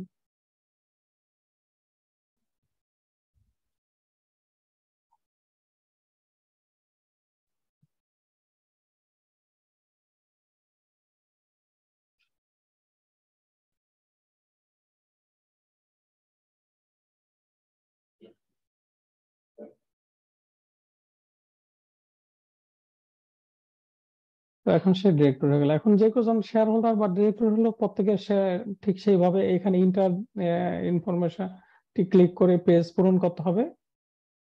পূরণ করার পর এখানে সেভ দিয়ে দিলেই এই জায়গায় সেভ হয়ে যাবে। তারপরে উইটনেস এর ঘরে মেমোরান্ডাম, এখানে একটু কোয়েশ্চেন করতে পারি? জি প্লিজ। হ্যাঁ, সেটা হচ্ছে এইখানে যদি 3-4 জন ডিরেক্টর থাকে তাহলে 3-4 জনেরই লিস্ট অ্যাড করব না আমরা জিনিসটা? অবশ্যই অবশ্যই। হ্যাঁ, আর আচ্ছা কি আমি একটা দেখাইলাম আর কি, এখানে তো আর জি কি জি। 3-4টা আর একটা দেখাইতে হচ্ছে গেলে অনেক। অন্য একটা কোম্পানি, এই কোম্পানির যদি শেয়ারের হোল্ড করে হ্যাঁ তখন কি বুঝছি আমি, এখানে কর্পোরেট মেম্বার্স যদি এখানে শেয়ার হোল্ড করে সেক্ষেত্রে এই ঘরটায় এই ঘরটা পূরণ এই করতে হয়। ঘরটাও হ্যাঁ করতে হবে না? হ্যাঁ, এই ঘরটা পূরণ করতে হয়। এখানে শুধু নাম দিতে হয়, এখানে শেয়ারটার এই অ্যাড্রেস পূরণ করতে হয় এবং শেয়ার দিতে হয়। এখানে তাহলে এটা ওই দিতে এক্সট্রা, এটাতে যেরকম একটা এক্সট্রা ঘর আছে ডিতে, সিতে এরকম এক্সট্রা কোনো এই ফর্ম আসবে না মনে হয় না? না না না, এরকম এটা আসবে এখানে পূরণ করার পর যত কোম্পানি সেখানে এটা তথ্য আসবে, এর রো দিতে হবে। হ্যাঁ আচ্ছা, এটা ওকে, আসবে। Thank you. এরপরে উইটনেস এর ঘরে মেমোরান্ডাম এবং আর্টিকেল অ্যাসোসিয়েশনে 2জন উইটনেস লাগে। তাদের নাম, এড্রেস সমস্ত কিছু এখানে পূরণ করতে হয়, ঠিকানা দিতে হয়, mobile number, national ID number, এগুলি সম্পূর্ণ পূরণ করতে হয়।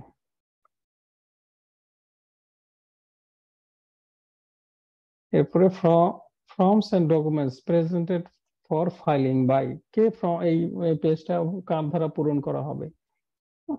এটা কোম্পানির ম্যানেজিং ডিরেক্টরও দিতে পারে, অন্য যে কেউ পার্সনও পূরণ করতে পারে। তো আমরা কোম্পানি ম্যানেজিং ডিরেক্টর কেই বেশি এই জায়গাটা এই দেই। তো সেখানে তার নাম লিখে দেওয়া হয়, নাম দিলে এখানে কোম্পানি সেক্রেটারি দিতে পারে কোনো। কোম্পানি সেক্রেটারি দিতে পারে। হ্যাঁ কোম্পানি সেক্রেটারি স্যার। হুম। এরপরে একটা ডিক্লারেশনের রেজিস্ট্রেশন ডিক্লারেশনে আছে, এটা company secretary, company managing director একজন, যে কোনো একজন ডিক্লারেশন দেয়, এটা ফর্ম 1 এর মাধ্যমে।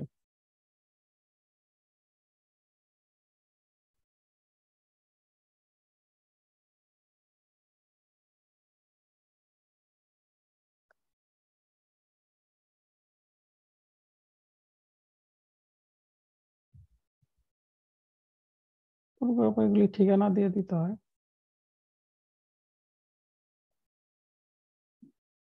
এই কাজ শেষ হওয়ার পরে আমরা একটা সেভ দিয়ে নিই। কোনো ঘর অপূর্ণ থাকলে সেভ নিবে না, বলবে ওই জায়গাটা পূরণ করে তারপরে সেভ নিতে।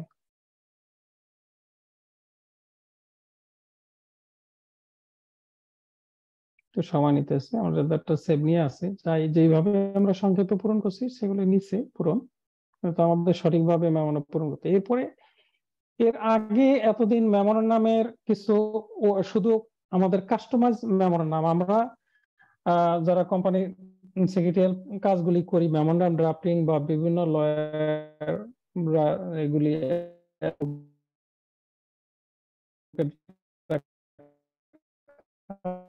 করে মেমোরান্ডামে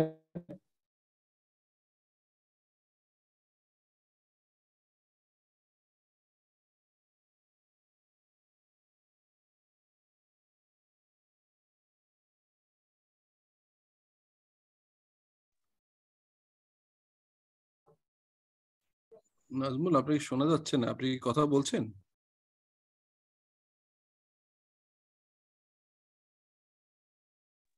স্যার উনি বলছে কিন্তু নেটওয়ার্কের সমস্যার কারণে প্রবলেম হচ্ছে স্যার, প্লিজ। ওকে নাজমুল, একটু তাহলে আবার এই জায়গাটা ইন্টারাপ্ট হয়েছে, আপনি আবার একটু শেয়ারিংটা চলে গেছে, একটু শেয়ার করে নেন।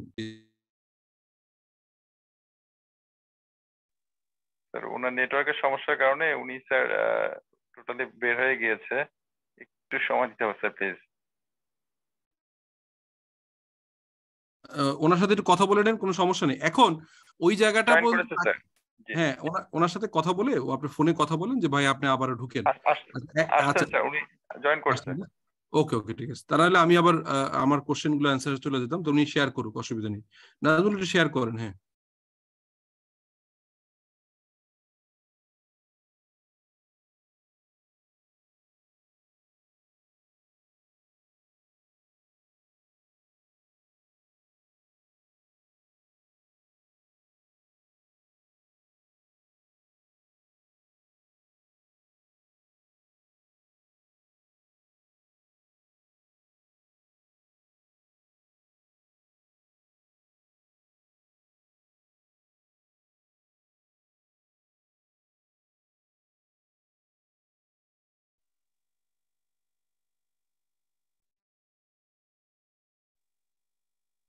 নাজমুল নাজমুল স্যার আপনি একটু আনমিউট করতে হবে একটু। নাজমুল আনমিউট হয়ে কথা বলেন। হ্যালো, হ্যাঁ হ্যাঁ শোনা যাচ্ছে নাজমুল শুনতে বলেন। পাচ্ছি। হ্যাঁ হ্যাঁ শুনতে পাচ্ছেন তো সবাই না আমাকে? শোনা যাচ্ছে, বলেন। সরি, কানেকশন প্রবলেম হয়েছিল।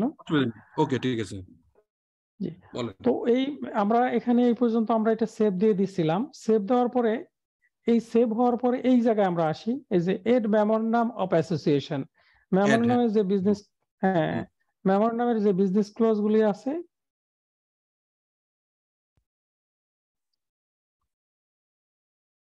এই পেজটা ওপেন হয়। এখানে আমাদের এই মেমোরান্ডামের বিজনেস ক্লোজ আমরা 7টা ক্লোজ আমরা ইনক্লুড করতে পারবো নির্দিষ্ট শব্দ ওয়ার্ড অনুযায়ী। একটা শব্দ আমি একটা করে আপনাদের দেখাই দিচ্ছি।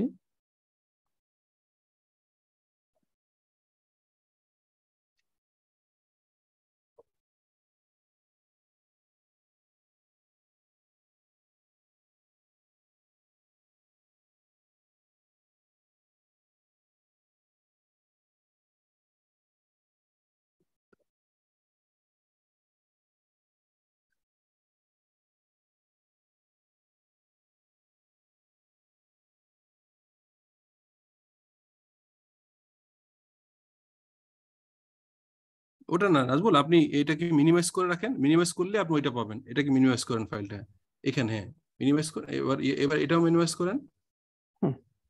এবার আপনি এখানে রাইট এবার প্রেস করেন। হ্যাঁ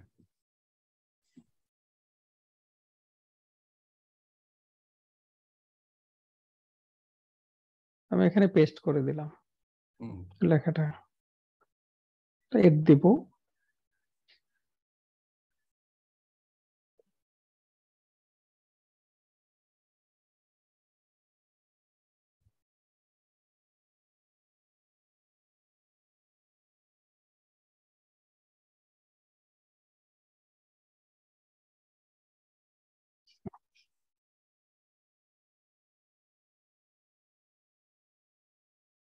এটা এড দিলে এই উপরের ওয়ার্ড গুলি আবার এখানে চলে আসে।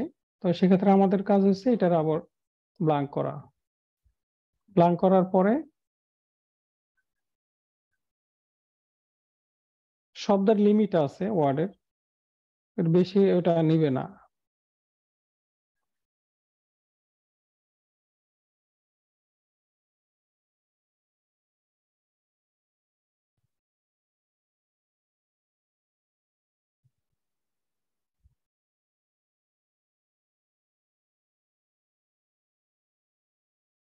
নাজমুল, আপনি তো এখানে ফাইনালি এখন সাবমিট করবেন না, তাই না? আমরা তো ড্রাফট দেখাচ্ছি, সেক্ষেত্রে বেশি আর অ্যাড করার দরকার নেই। জি স্যার, তিনটা অ্যাড করে দেখান, নেক্সট পার্টে যান, কারণ আমরা তো এটা এখন সাবমিট করব না, তাই না? এটা তো একটা দেখে নিতে হবে। সো আপনি কি এরকম ভাবে আর সবগুলো কি জানতে 7টা হবে? ক্লোজ পূরণ হওয়ার পরে আমরা এটা সেভ দিয়ে দিই। যতটুকু দিব তত, হ্যাঁ 7টা ক্লোজ দেওয়া যায়। 7টা ক্লোজ দিয়ে তারপরে ফাইনালি হয়। আমরা 3টা দিয়েছি, 3টাই আমাদের সেভ হয়ে গেছে। আমরা এটা ভিউ দেখতে পারবো পরবর্তীতে। এটা মিনিমাইজ করেন। এরপরে এটা হওয়ার পরে আমরা এই যে এড আর্টিকেলস এবং আরেকটা ওরা সিস্টেম লঞ্চ করছে, select module or customs away new system. সেটা যদি আমরা এখান থেকে মেমোরান্ডামের যে পেজটা, এটা আমি দেখাচ্ছি যে ওরা যেটা সিস্টেম করছে সেটা ওপেন করে দেখাই।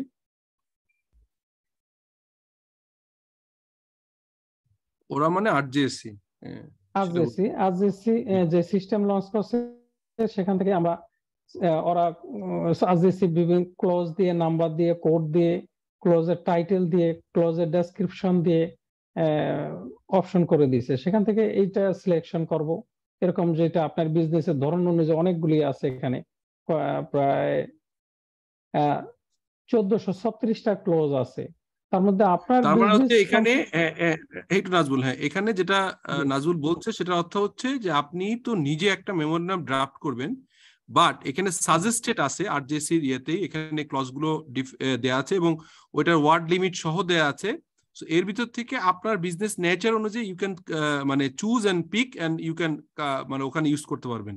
সো এখানে 1 থেকে 436টা এন্ট্রিজ আছে, এখান থেকে যদি সরাসরি মিলে যায় সো ইউ ক্যান মানে copy it and use it, otherwise আপনাকে নিজেও ড্রাফট করতে পারবেন। হ্যাঁ, এটা আর কি, তাই তো নাজবুল?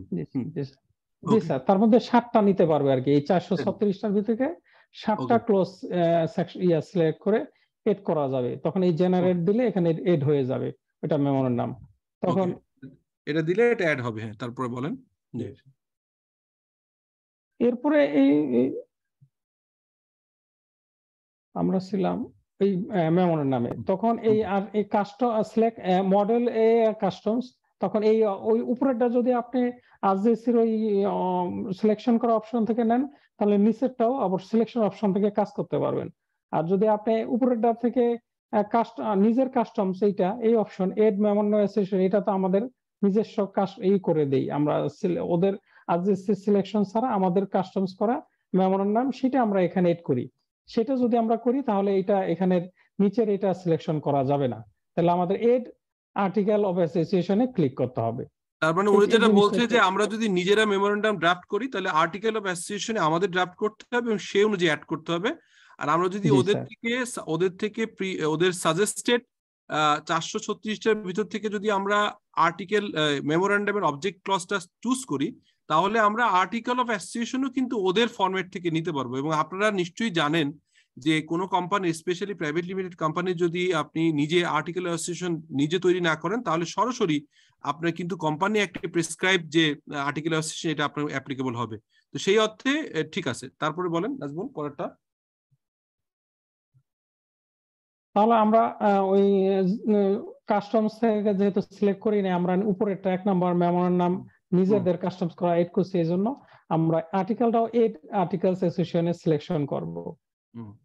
এখান থেকে কয়েকটা সেকশন আমি এন্ট্রি দিয়ে দেখা দিচ্ছি প্র্যাকটিক্যালি যে কিভাবে এন্ট্রিগুলি হয়। তো এই পেজটা আসার পরে এখানে আমাদের কোম্পানি অ্যাক্ট অনুযায়ী সিরিয়ালি মেনটেন করে আর্টিকেলের ক্লজ গুলি দিতে হয়।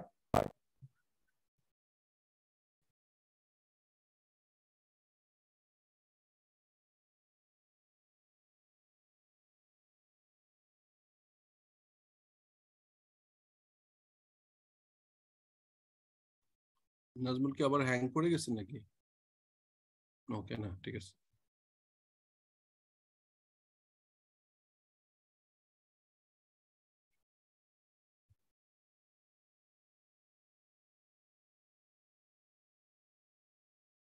এটা এখানে সরাসরি পেস্ট করে দিব।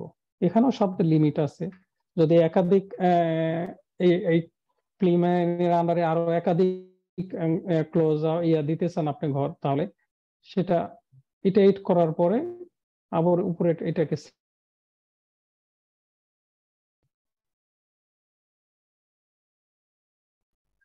তো সময় নেয়।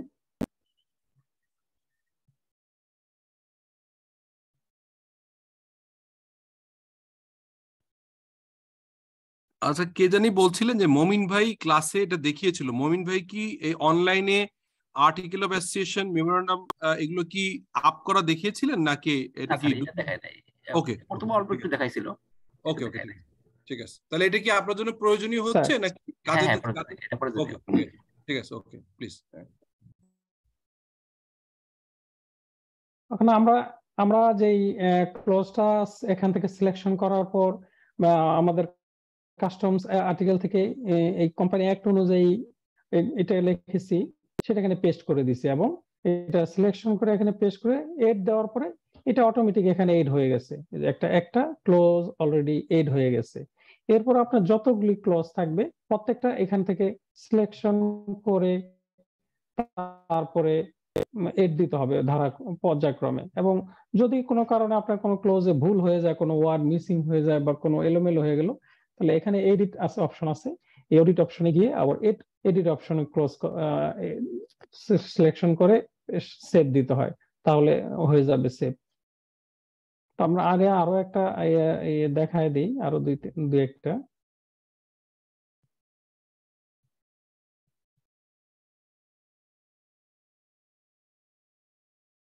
এটাই দেখাই তাহলে ইন্টারপ্রেনার, এটা দেখে এটা দুইটা আন্ডা আছে, তাহলে অনেকগুলি ইজি হয়ে যাবে।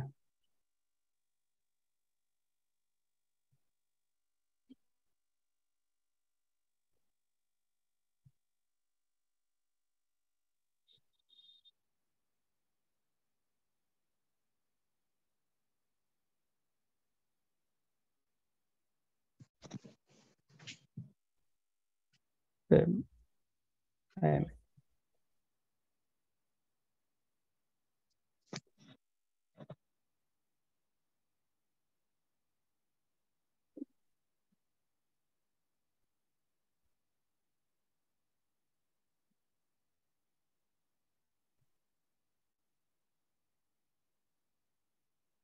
এখানে এটা সমস্যা হচ্ছে পেজের, এই জন্য এখানে নাম্বার না আসলে এটা সেভও নিবে না। এটা বোঝা যাচ্ছে বোধহয় জিনিসটা, আপনি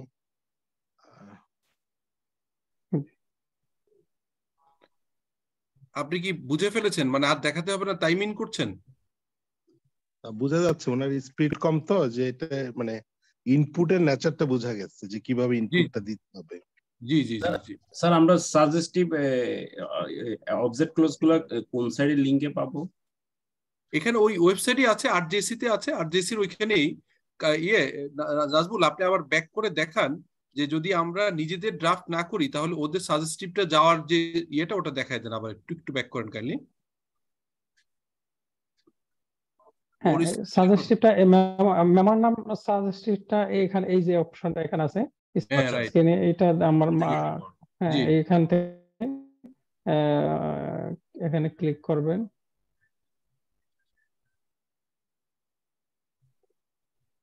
আচ্ছা নাজবুল, আপনার এটা সিস্টেম তো স্লো, আপনি কি আর কিছু দেখাবেন? আমি ওনাদেরকে একটা মেমোরান্ডাম তো এখানে সাজেস্টিভ দেয়া আছে এবং আপনারা করতে পারেন, বাট আমি অ্যাকচুয়ালি আমাদের বিসলিউশনে যে মেমোরান্ডাম এবং আর্টিকেল আছে এবং সেইটা আমি একটু শেয়ার করতে চাচ্ছিলাম, যদি এখানে আর কিছু দেখানোর প্ল্যান থাকে সেই জায়গায় কোন কোন জায়গায় আমরা করি, কি কি জিনিস দেখতে হয় কোনগুলো, এইটা একটু আলাপ করতে চাই। তো আপনি কি এখান থেকে যে ইন্টারনেটের যে গতি দেখছি বা এই আরজেসির ওয়েবসাইট তো অলওয়েজ চ্যালেঞ্জিং, আবার আজকে থার্সডে নাইট, সো এটা স্লো হওয়ারই স্বাভাবিক, তারপরেও কি আর কিছু দেখাবেন? কি প্ল্যান ছিল? আপনি তো ধরলাম আমি আপনি মেমোরান্ডাম এবং আর্টিকেল তুলে দিলেন, দেন এরপর কি করতে চাচ্ছিলেন?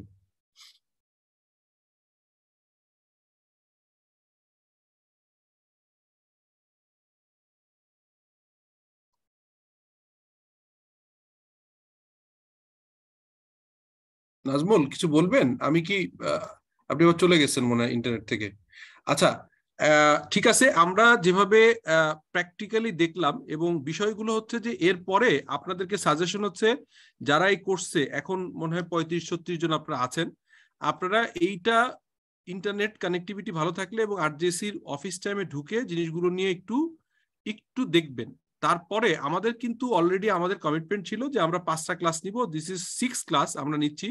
তারপরেও আমি আরো আপনাদেরকে 3 দিন অ্যালাউ করলাম, এই 3 দিনের ভিতরে যদি আপনারা এটা করতে যে ড্রাফট কোথাও আটকান, কোশ্চেন আসে, হোয়াটসঅ্যাপ গ্রুপে লিখবেন, কোনো ফোন দেওয়ার দরকার নেই, কিচ্ছু করার দরকার নেই, আপনারা জাস্ট হোয়াটসঅ্যাপ গ্রুপে লিখবেন। যেমন এই যে প্রথম যে ভাই আমাকে একটা জেভি নিয়ে একটা শেয়ার করলো, আমি অ্যান্সার দিলাম।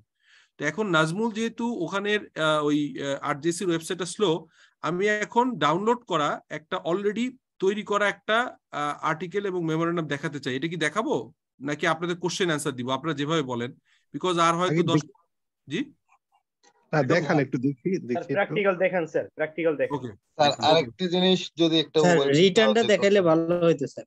রিটার্নটা দেখাবে কিভাবে ভাই? দেখেন না ইন্টারনেটের অবস্থা এবং ওই আরজেসির ওয়েবসাইট, এটা একটা কাজ করতে গেলে আমি আপনাদেরকে বলি, আপনারা তো প্র্যাকটিক্যালি হয়তো করেন না, যারা করে নাজমুল জানে একটা জিনিস নিয়ে 3-4-5 বার করে করতে হয়, আবার চলে যায়, এটা এই চ্যালেঞ্জটা আরজেসির ব্যাপকভাবে আছে।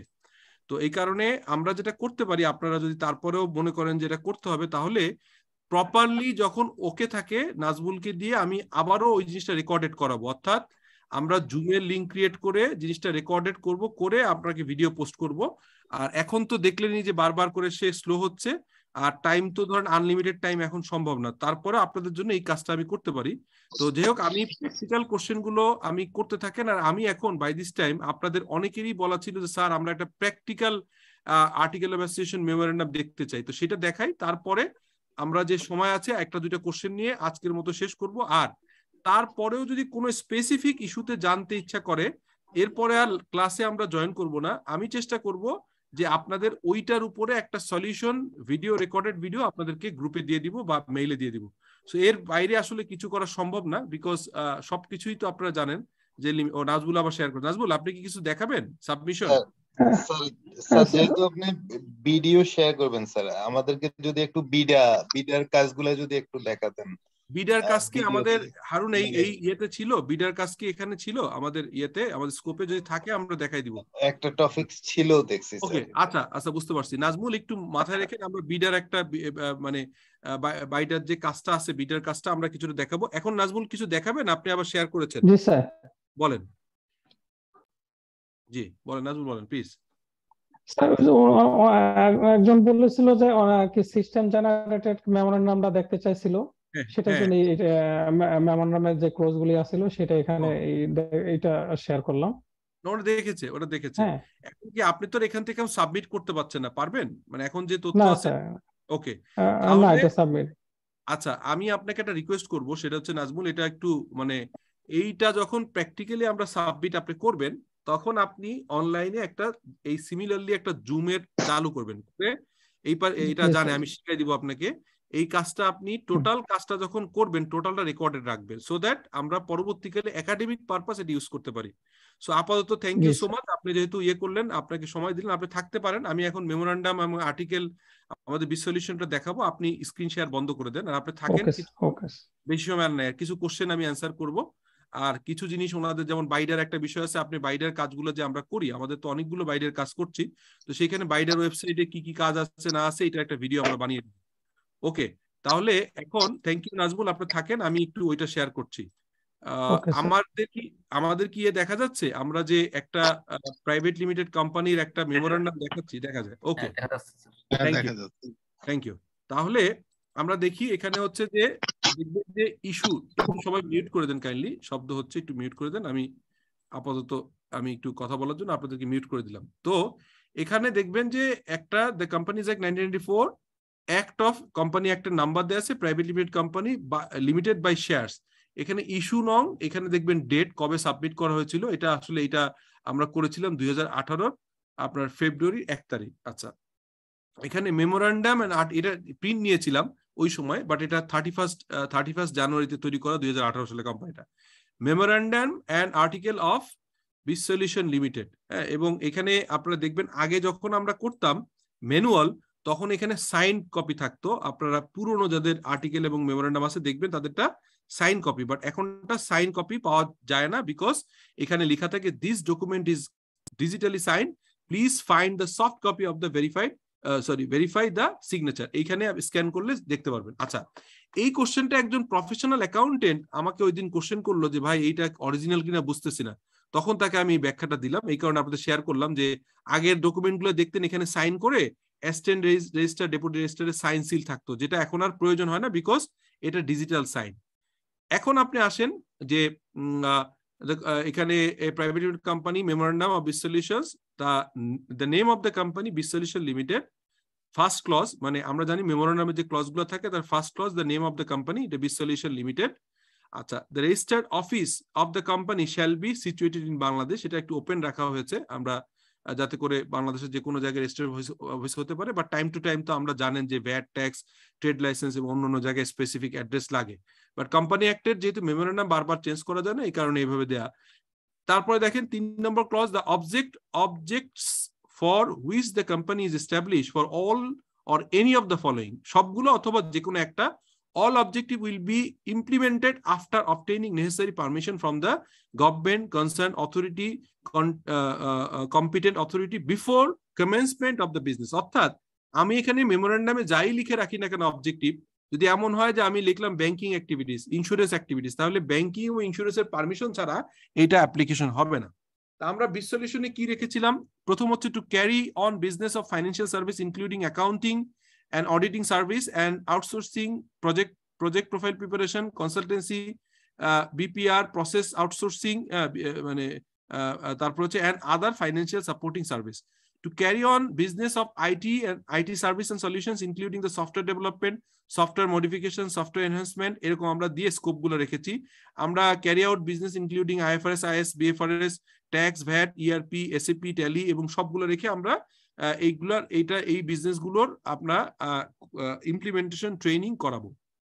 To carry out various business including security service, headhunting service, এগুলো দেয়া আছে। তারপর হচ্ছে to print, publish, circulate, sell, buy or manage or support books, report, journal, এগুলো রেখেছি। যেহেতু বিজনেসের নেচারটা ওই ধরনের, to enter partnership into any arrangement for sharing profit, union on interest, cooperation, joint venture, as a reciprocal concession with any person or company, local or foreign. আমরা foreign কোম্পানির সাথে জেবিটিভি করতে পারবো, এগুলো সব বলা আছে। এর বাইরেও বলা আছে যে আমরা আপনার বিভিন্ন অথরিটির সাথেও কাজ করতে পারবো। 7 ছিল to stand as surely for associate companies of sister concern and the mortgage of the property and asset of the company as a security or loan। এটা অনেক জায়গায় দেখা যায় যে আপনি যে কোম্পানি ফর্ম করছেন সেই কোম্পানির অন্য কোম্পানির সিকিউরিটি হিসেবে থার্ড পার্টি অথবা কর্পোরেট গ্যারান্টি দিতে পারবেন কি পারবেন না, এটা ডিপেন্ড করে এখানে লিখতে হয়, আদারওয়াইজ এটা করা যায় না। তার বাইরে আপনি এখন যেমন নাজমুল দেখালো যে 7টা অপশন ছিল, যেহেতু এটা ম্যানুয়াল ছিল না, এটা যখন আমরা করেছি তখন অটোমেটেড ছিল না, ম্যানুয়াল ছিল। এখানে আমরা 8, 9 পর্যন্ত রেখেছি। তারপরে কি ছিল, এখানে যত সার্ভিস সম্ভব, অ্যাডভার্টাইজার, স্টকিস্ট, অনেক ধরনের ছিল। তারপরে টু অ্যাটেইন দ্য সার্ভিসের যত রকম সার্ভিস সেক্টরে যত বিজনেস আছে সবগুলো এখানে দিয়ে রেখেছিলাম। To attain the business objectives company may enter into a partnership, joint venture, এটা বলা আছে। ব্যাংক এবং ফাইন্যান্সিয়াল ইনস্টিটিউটের সঙ্গে আমরা লোন নিতে পারবো। টু মর্টগেজ প্রপার্টি, এটা বলা ছিল। এরপরে তাহলে অবজেক্ট ক্লসে খুবই এই জায়গাটাতে কোনো যখন মেমোরেন্ডাম ড্রাফট করবেন অন্য জায়গায় ইম্পর্টেন্স না দিলেও এই অবজেক্ট ক্লসটা দিতে হবে, because object clause is a clause যেটা চেঞ্জ করতে গেলে হাইকোর্টের পারমিশন লাগে, অনেক ঝামেলা আছে, যে কারণে এই জায়গাটাতে খুব প্রপারলি দেখে করতে হবে। তারপরে ছিল 4 নম্বর, the liability of the member of the company is limited by share. যেহেতু আমরা জানি যে এটা লিমিটেড বাই শেয়ার কোম্পানি, যদি এখানে লিমিটেড বাই গ্যারান্টি হতো অথবা আনলিমিটেড লায়াবিলিটি হতো সেটাও কিন্তু এখানে থাকতো। তারপরে 5 নম্বরে the authorize share capital for the company, শুরুতে 1 কোটি টাকা ছিল, যদিও এখন আমাদের পেইড আপ ক্যাপিটাল হচ্ছে প্রায় 30, আমাদের অথরাইজ ক্যাপিটাল এখন বোধহয় 30-এ করা আছে। সো যখন ইনিশিয়ালি 1 crore টাকা ছিল, ডিভাইডেড ইনটু 10 টাকা করে 10 লাখ শেয়ার, এটা ছিল। এরপরে দেখেন আমরা এসে এখানে বলছি যে the several person whose names, address and are subscribed below are desirous of being formed into the company in accordance with the memorandum of association and the respectively agree to take the number of shares in the name in the capital of the company set opposite of our respective names। তো আমরা কতটুকু হচ্ছে capital থাকবে এবং কত share নিবে এখানে নামগুলো আছে। এই নামগুলো দিয়ে আমরা বিভিন্ন কোম্পানি এবং বিভিন্ন পার্সনের নাম দিয়ে আমরা বিভিন্ন শেয়ার ইস্যু করেছিলাম। সো দ্যাট ওয়াজ এবং এখানে আপনার এটাতে হচ্ছে যে আপনার হচ্ছে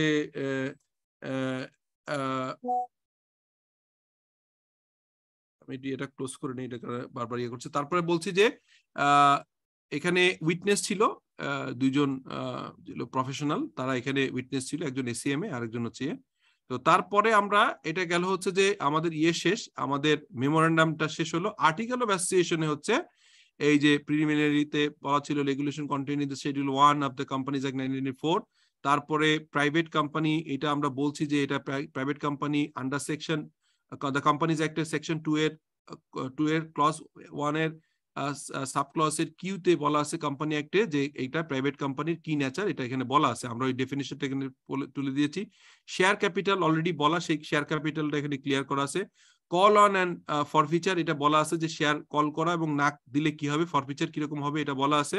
share certificate, every person whose name entered into the register of the member shall be entitled to 1 or more share certificate to be issued under the common seal of the company, এটা দেয়া আছে, এটা common কথা।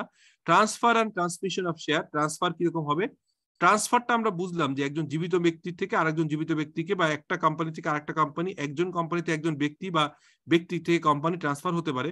ট্রান্সমিশনটা হচ্ছে অন্য জিনিস। যদি একজন ব্যক্তি মারা যায় তাহলে তার হচ্ছে কোর্টে সাকসেশন নিয়ে ট্রান্সমিশন হয়, এটাও একটু বলে রাখলাম। এইটার প্রসেসটা এখানে বলা আছে। বিজনেসটা বলা হচ্ছে the business of the company shall include all or any of the service objective expressed in the memorandum of association. The business of the company may be commenced immediately or after the incorporation of the company. So incorporation আমরা already পেয়ে গেছিলাম। increase of share capital করতে গেলে কি করতে হবে? The directors may with the sanction of any ordinary resolution of the company previously passed in the general meeting increase the share capital. আমরা general meeting এ আপনার হচ্ছে যে ইয়ে করে আপনার হচ্ছে যে একটা রেজলিউশন নিয়ে আমরা বাড়াতে পারি। বরোইং পাওয়ার, ব্যাংক থেকে লোন নেওয়া যাবে কিনা, অবভিয়াসলি নেওয়া যাবে, সেই কথাটা বলা আছে। জেনারেল মিটিং হচ্ছে the first general meeting of the company shall be held within the 18 months of the date of incorporation of the company and thereafter once at least in the every calendar year. এটা আমরা common জানি, এই জিনিসগুলো এখানে বলা আছে। Proceedings of the general meeting, clause 49 of the schedule 1 shall apply with all the condition that with the consent of all the members entitled to receive notice of the particular meeting and a meeting may be conveyed by such shorter period. যদি আমরা কোনো meeting এর shorter period করতে চাই, সবাই agri করলে এটা করা সম্ভব। তার মানে যে কোনো মিটিং এর একটা নির্দিষ্ট টাইম থাকে।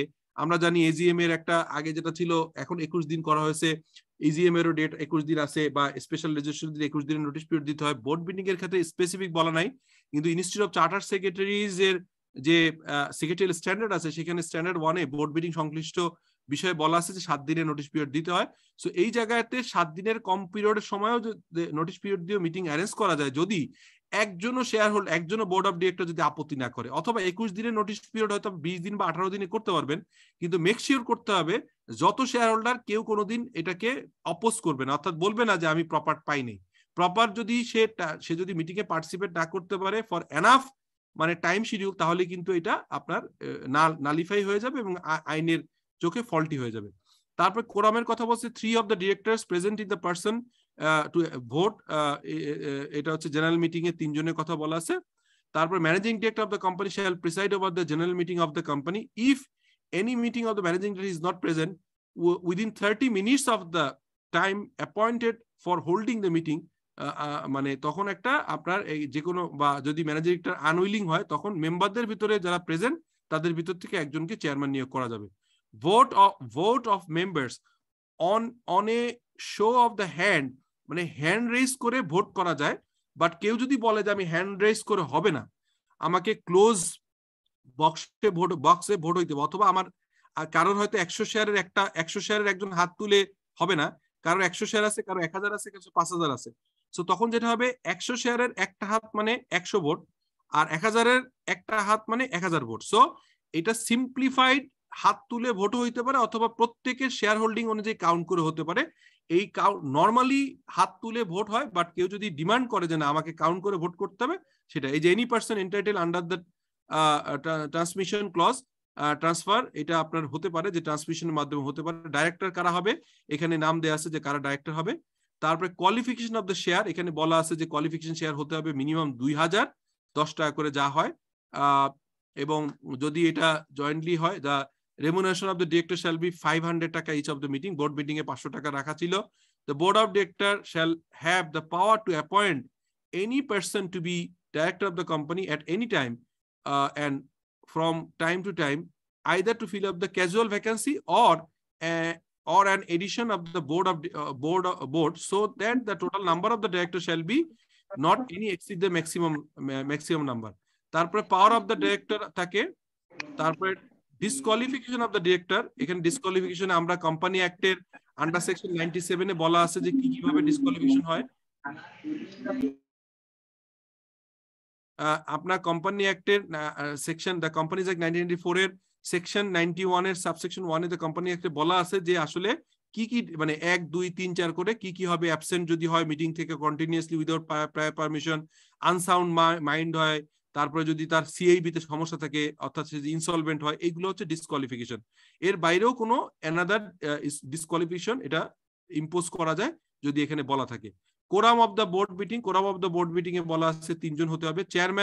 চেয়ারম্যানের কথা বলছে there shall be a chairman who shall preside over all the meetings of the board of the directors, and as well as general meeting and extraordinary general meeting, the chairman shall be nominated by the board of directors from time to time.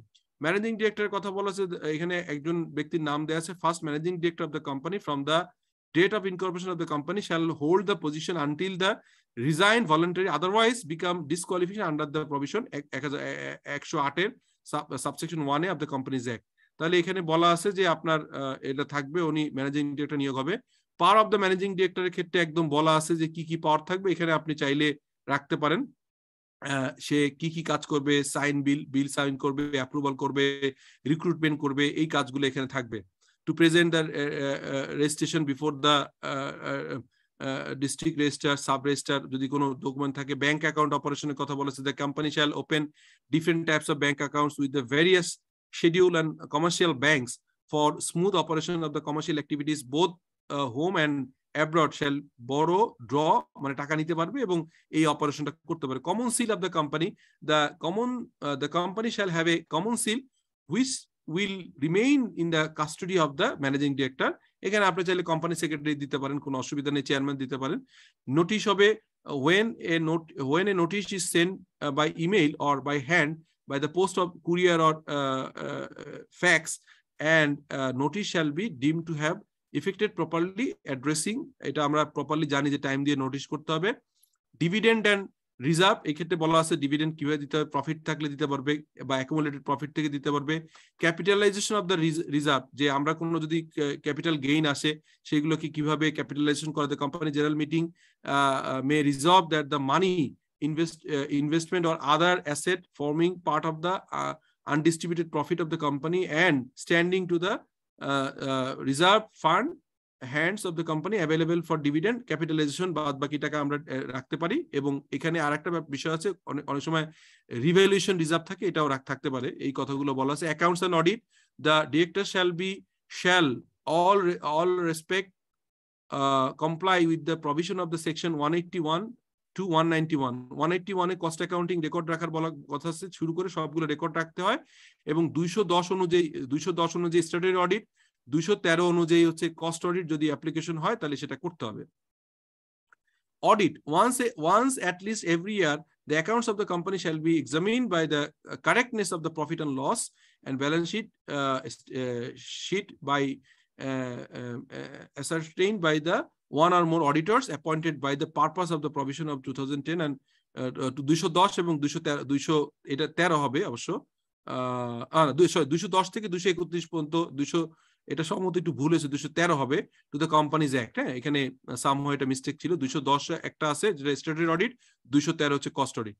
Indemnity ব্যাপারে বলা আছে। তারপরে হচ্ছে secrecy কিভাবে থাকবে, arbitration, যদি কোনো ঝামেলা হয়, any dispute arising among the directors themselves or between the members of the member shareholder of the board of directors and to the true interpretation of the article or the implication thereof shall be referred to the arbitration. Arbitration will be dealt and settled under the Arbitration Act 2001.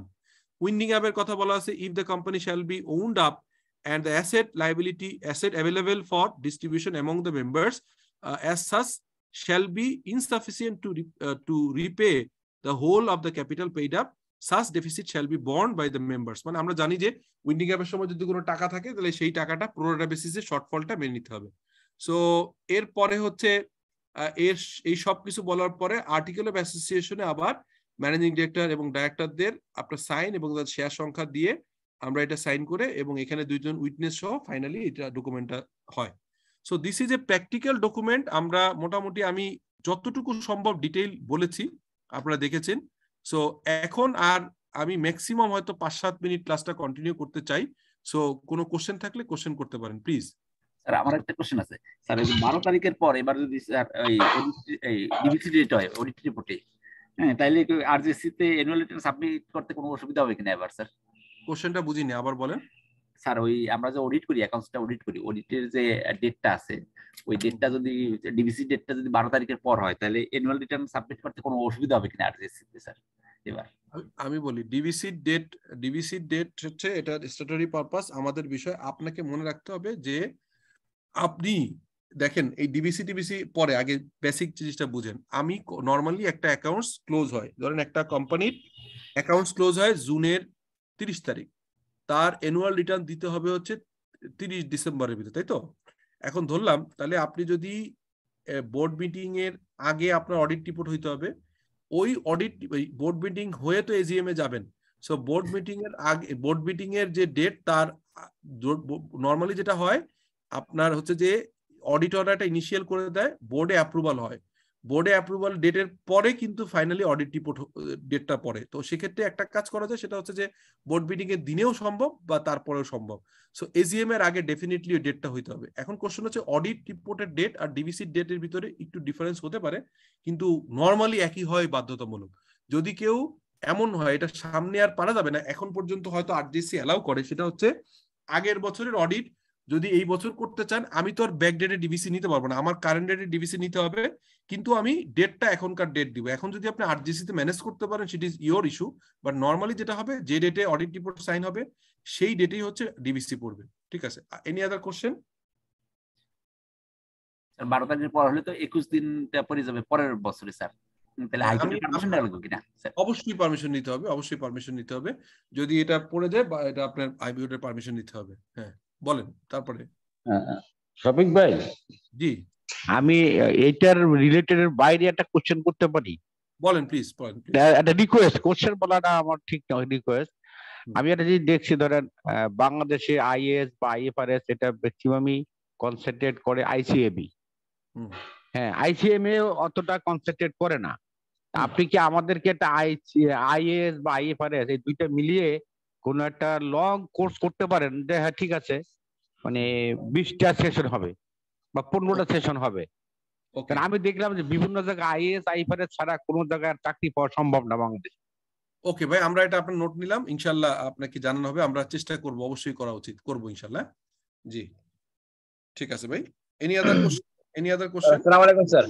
awesome G sir আমি Mahfuz Ahmed sir. জি বলেন please, Mahfuz বলেন। ভালো sir? জি আলহামদুলিল্লাহ sir, ভালো আছেন sir? জি question হলো sir, আসলে এই বলেন ভাই, মাহফুজ বলেন। হ্যালো স্যার, স্যার শোনা যাচ্ছে? হ্যাঁ শোনা যাচ্ছে, বলেন। স্যার বলতেছি এর আগেও আমি স্যার কোম্পানি সেক্রেটারি প্র্যাকটিসে কোর্সটা করেছি, এখনো করছি স্যার। তো আসলে স্যার যতই করি স্যার আমার কাছে কোর্সটা খুব ফ্যান্টাস্টিক লাগে, আরো মনে হয় আরো শিখতে লার্নিং। তো স্যার আমি যেহেতু যে কোম্পানিতে চাকরিতে আছি স্যার, এখানে খালি ব্যাড আর ট্যাক্সেরই প্র্যাকটিসিং আছে স্যার। আপনার কাছে একটা গাইডলাইন চাচ্ছি আর কি, যে কিভাবে এই যেগুলো শিখতেছি এগুলোকে প্র্যাকটিক্যালি আরো আমার স্ট্রং করা যায় আর কি স্যার, এটা আর কি স্যার। ওকে, আপনি যদি ঢাকায় থাকেন, আপনি তো আগে দেশে ঢাকার বাইরে ছিলেন, ঢাকায় থাকলে আমি আমাদের নাজমুল সাহেব যে আজকে শেয়ার করলো ওনার সাথে আপনি কাজ করতে পারবেন ইনশাআল্লাহ, অসুবিধা হবে না। যোগাযোগ করলে আপনি যদি ঢাকায় থাকেন তাহলে এই কাজগুলো, কারণ আর তো কোনো সুযোগ নাই, আমরা তো আপনার জন্য কোম্পানি তৈরি করতে পারবো না, কিন্তু আমরা যে কাজগুলো পাই সেই কাজগুলো করার সময় আপনাকে পাশে রেখে কিছুটা শেখানোর চেষ্টা করতে পারি। ঠিক আছে Mahfuz? Thank you sir, thank you sir. আর এনি কোশ্চেন? অন্য কোনো কোশ্চেন? স্যার আমাদেরকে যদি একটা কমপ্লায়েন্সের চেক লিস্ট দিয়ে দিতেন স্যার, কোনটা মানে সেক্রেটারিয়াল প্র্যাকটিসের জন্য যে জিনিসগুলো দরকার একটা কোম্পানি রান করতে, যে এবং টাইমলাইনটা যদি একটা দিয়ে দিতেন sir. Very good question, very good question, এটা আমার পছন্দ হয়েছে, কারণ আমরা যে বইটা করেছি আমরা যে প্র্যাকটিক্যাল অ্যাকাউন্টিং নামে একটা বই করেছি, সেই বইটাতে কিন্তু টোটাল ট্যাক্স ভ্যাটের ক্যালেন্ডার করা ইয়ারলি কি কি করতে হয়। তো সেটা যেহেতু আমরা ওখানে পেরেছি আলহামদুলিল্লাহ, হয়তো এটা আমরা পারবো। সো এখানে কি নাজমুল আছেন নাকি? নাজমুল নাকি লিভ করছেন? স্যার আচ্ছা নাজমুল, ওই যে আমাদের যে প্র্যাকটিক্যাল অ্যাকাউন্টিং বইটাতে আমরা সারা বছরের যত রকম ট্যাক্স ভ্যাটের রিটার্ন গুলো থাকে, সেটা 75 এর আন্ডারে হোক যাই হোক আমরা দিয়েছি। সো আমরা একটা কাজ করব, এটা আসলে ভালো কোশ্চেন উনি করছে, এটা আমাদের করা উচিত, যে টোটাল একটা কোম্পানি শুরু থেকে শেষ পর্যন্ত কোনটা কবে, যেমন অডিটর নিয়োগ 1 মাস, পেইড আপ দিতে হবে 2 মাস, এইগুলো আমরা লিখে একটা জিনিস তৈরি করব। এটা আপনি আমার সাথে যোগাযোগ করেন, সময় লাগবে আমরা করে দিব এবং আপনাদেরকে এটা শেয়ার করব ইনশাআল্লাহ। ঠিক আছে? ইনশাআল্লাহ স্যার। পরে বলেন ভাই, পরের জন বলেন প্লিজ। আর 2টা কোশ্চেন নিব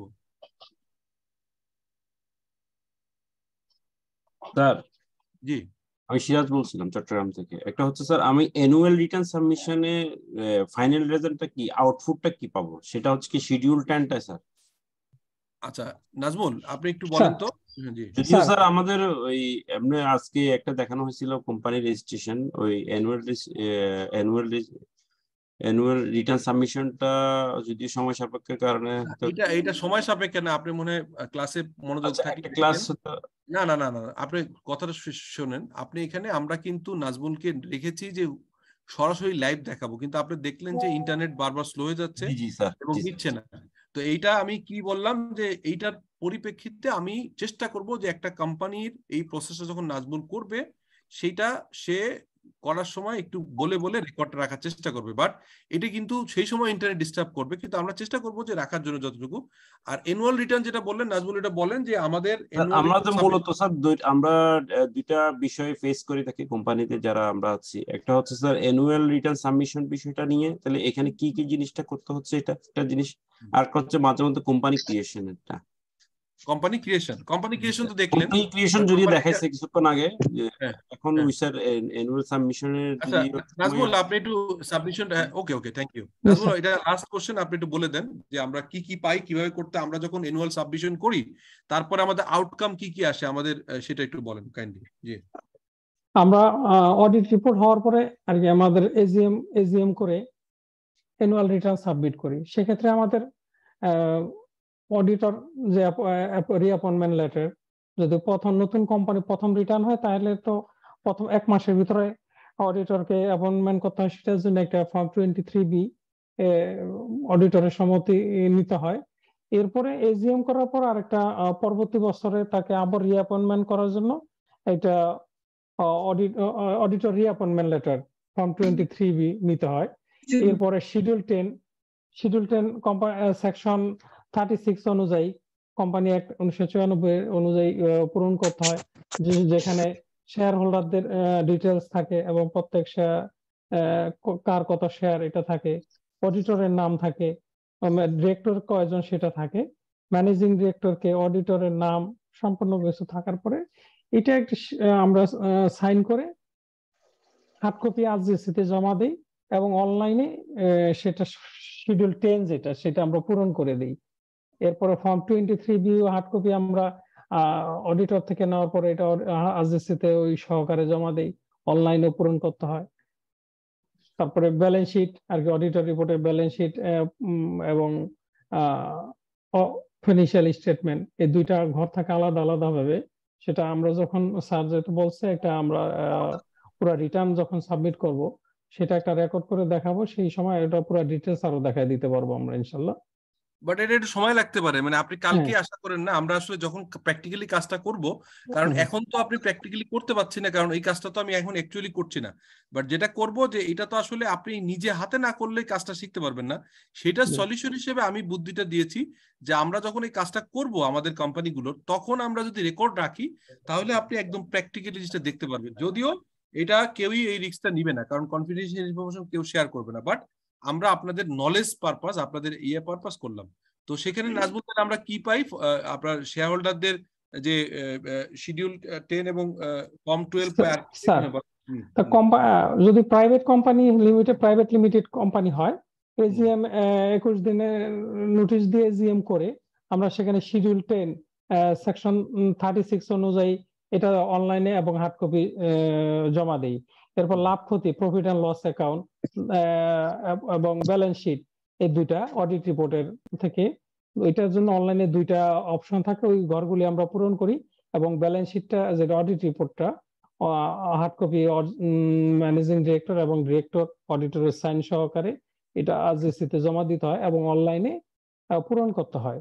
এরপর অডিটরের সম্মতি যায় ফর্ম 23B দ্বারা 210 এবং 213 অনুযায়ী এটা এই ফর্ম 23B যদি নতুন হয় সেক্ষেত্রে একটা, এবং এজিএম এ আবার তাকে অডিটরকে রিঅ্যাপয়েন্টমেন্ট করা হয় সেক্ষেত্রে আরেকটা, দুইটা 23B প্রথম বছর জমা দিতে হয়, আর দ্বিতীয় বছর শুধু একটা 23B জমা দিলে হয়ে যায়।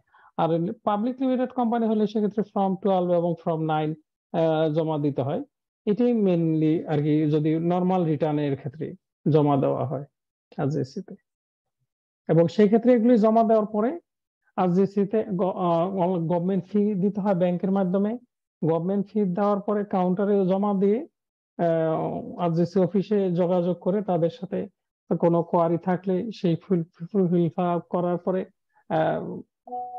ইন্সপেক্টর এবং অ্যাসিস্ট্যান্ট রেজিস্ট্রার, ডেপুটি রেজিস্ট্রার তাদের অ্যাপ্রুভালের পরে রেজিস্ট্রার অ্যাপ্রুভ করে দিলে সেটা অনুযায়ী রেকর্ড হয়ে যায়। রেকর্ড হইলে আপনার প্রয়োজন অনুযায়ী আপনি কোন কোন ধরনের সার্টিফিকেট গুলি চাবেন সেটা অনুযায়ী আবার আলাদা অনলাইনে ফি পেমেন্ট করে সার্টিফিকেট কপির জন্য অ্যাপ্লাই করতে হয়। সেক্ষেত্রে সার্টিফিকেট কপি মেইনলি আমরা শিডিউল 10 যেটা সেটি ম্যাক্সিমাম সময় নেই। আর ফর্ম 12 তো সব সময় নেই না, কারণ আমাদের চেঞ্জ ফর্ম 12 তো সব সময় নেই না। এটা প্রথম কোম্পানি নিলে 5 বছর পর্যন্ত ম্যাপ থাকে, 5 বছর। এর ক্ষেত্রে যদি কোনো চেঞ্জ আসে সেই ক্ষেত্রে আবার ফর্ম 12 সাবমিট করা হয় প্রাইভেট লিমিটেড কোম্পানিতে।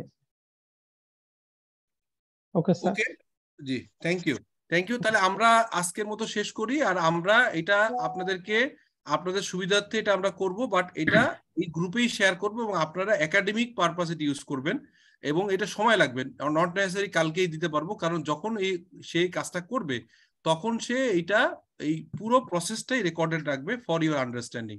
সো আজকের মতো শেষ করি আমরা। তো আমার একটা ছোট একটা রিকোয়েস্ট ছিল স্যার, পাবলিক লিমিটেড কোম্পানির উপর কোন সেক্রেটারিয়াল কোর্স করা যায় না স্যার? পাবলিক লিমিটেড কোম্পানি আমাদেরই একটা কোম্পানি আমরা অ্যাপ্লাই করছি। আমরা আশা করছি যে যেহেতু নিজেদেরটা করলে বেটার, অন্যটা তো আসলে থিওরিটিক্যাল ডিসকাশন হয়, আর নিজেদের থাকলে প্র্যাকটিক্যালি করা যায়। আপনি রাইটলি বলছেন। তো আমরা যেহেতু আলহামদুলিল্লাহ we are submitting a company for public limited company, সেইটার টোটাল প্রসেস এটা অনেক কিছু আছে, প্রাইভেট থেকে পাবলিক কনভার্সন, তারপরে অনেক সময় আপনার শেয়ারের যারা 100 টাকা অনেক কিছু আছে। তো সেগুলো নিয়ে আমরা চেষ্টা করবো, বাট মানে এই মুহূর্তে শুরু করাটা বোধহয় মানে পারবো না হয়তো, বাট আমরা এটা চেষ্টা করব। কারণ আমাদের কোশ্চেন হচ্ছে যে আমরা কিন্তু সবসময় একটা কথা বলি যে আপনারা যদি নলেজ নিয়ে আমাদের সাথে নলেজ নিতে চান, লেগে থাকেন, তাহলে সম্ভব। কিন্তু কখনো কখনো দেখি অস্থিরতা, এটা করা যাবে না, কারণ আমরা ক্লাসটা শেষ করলাম।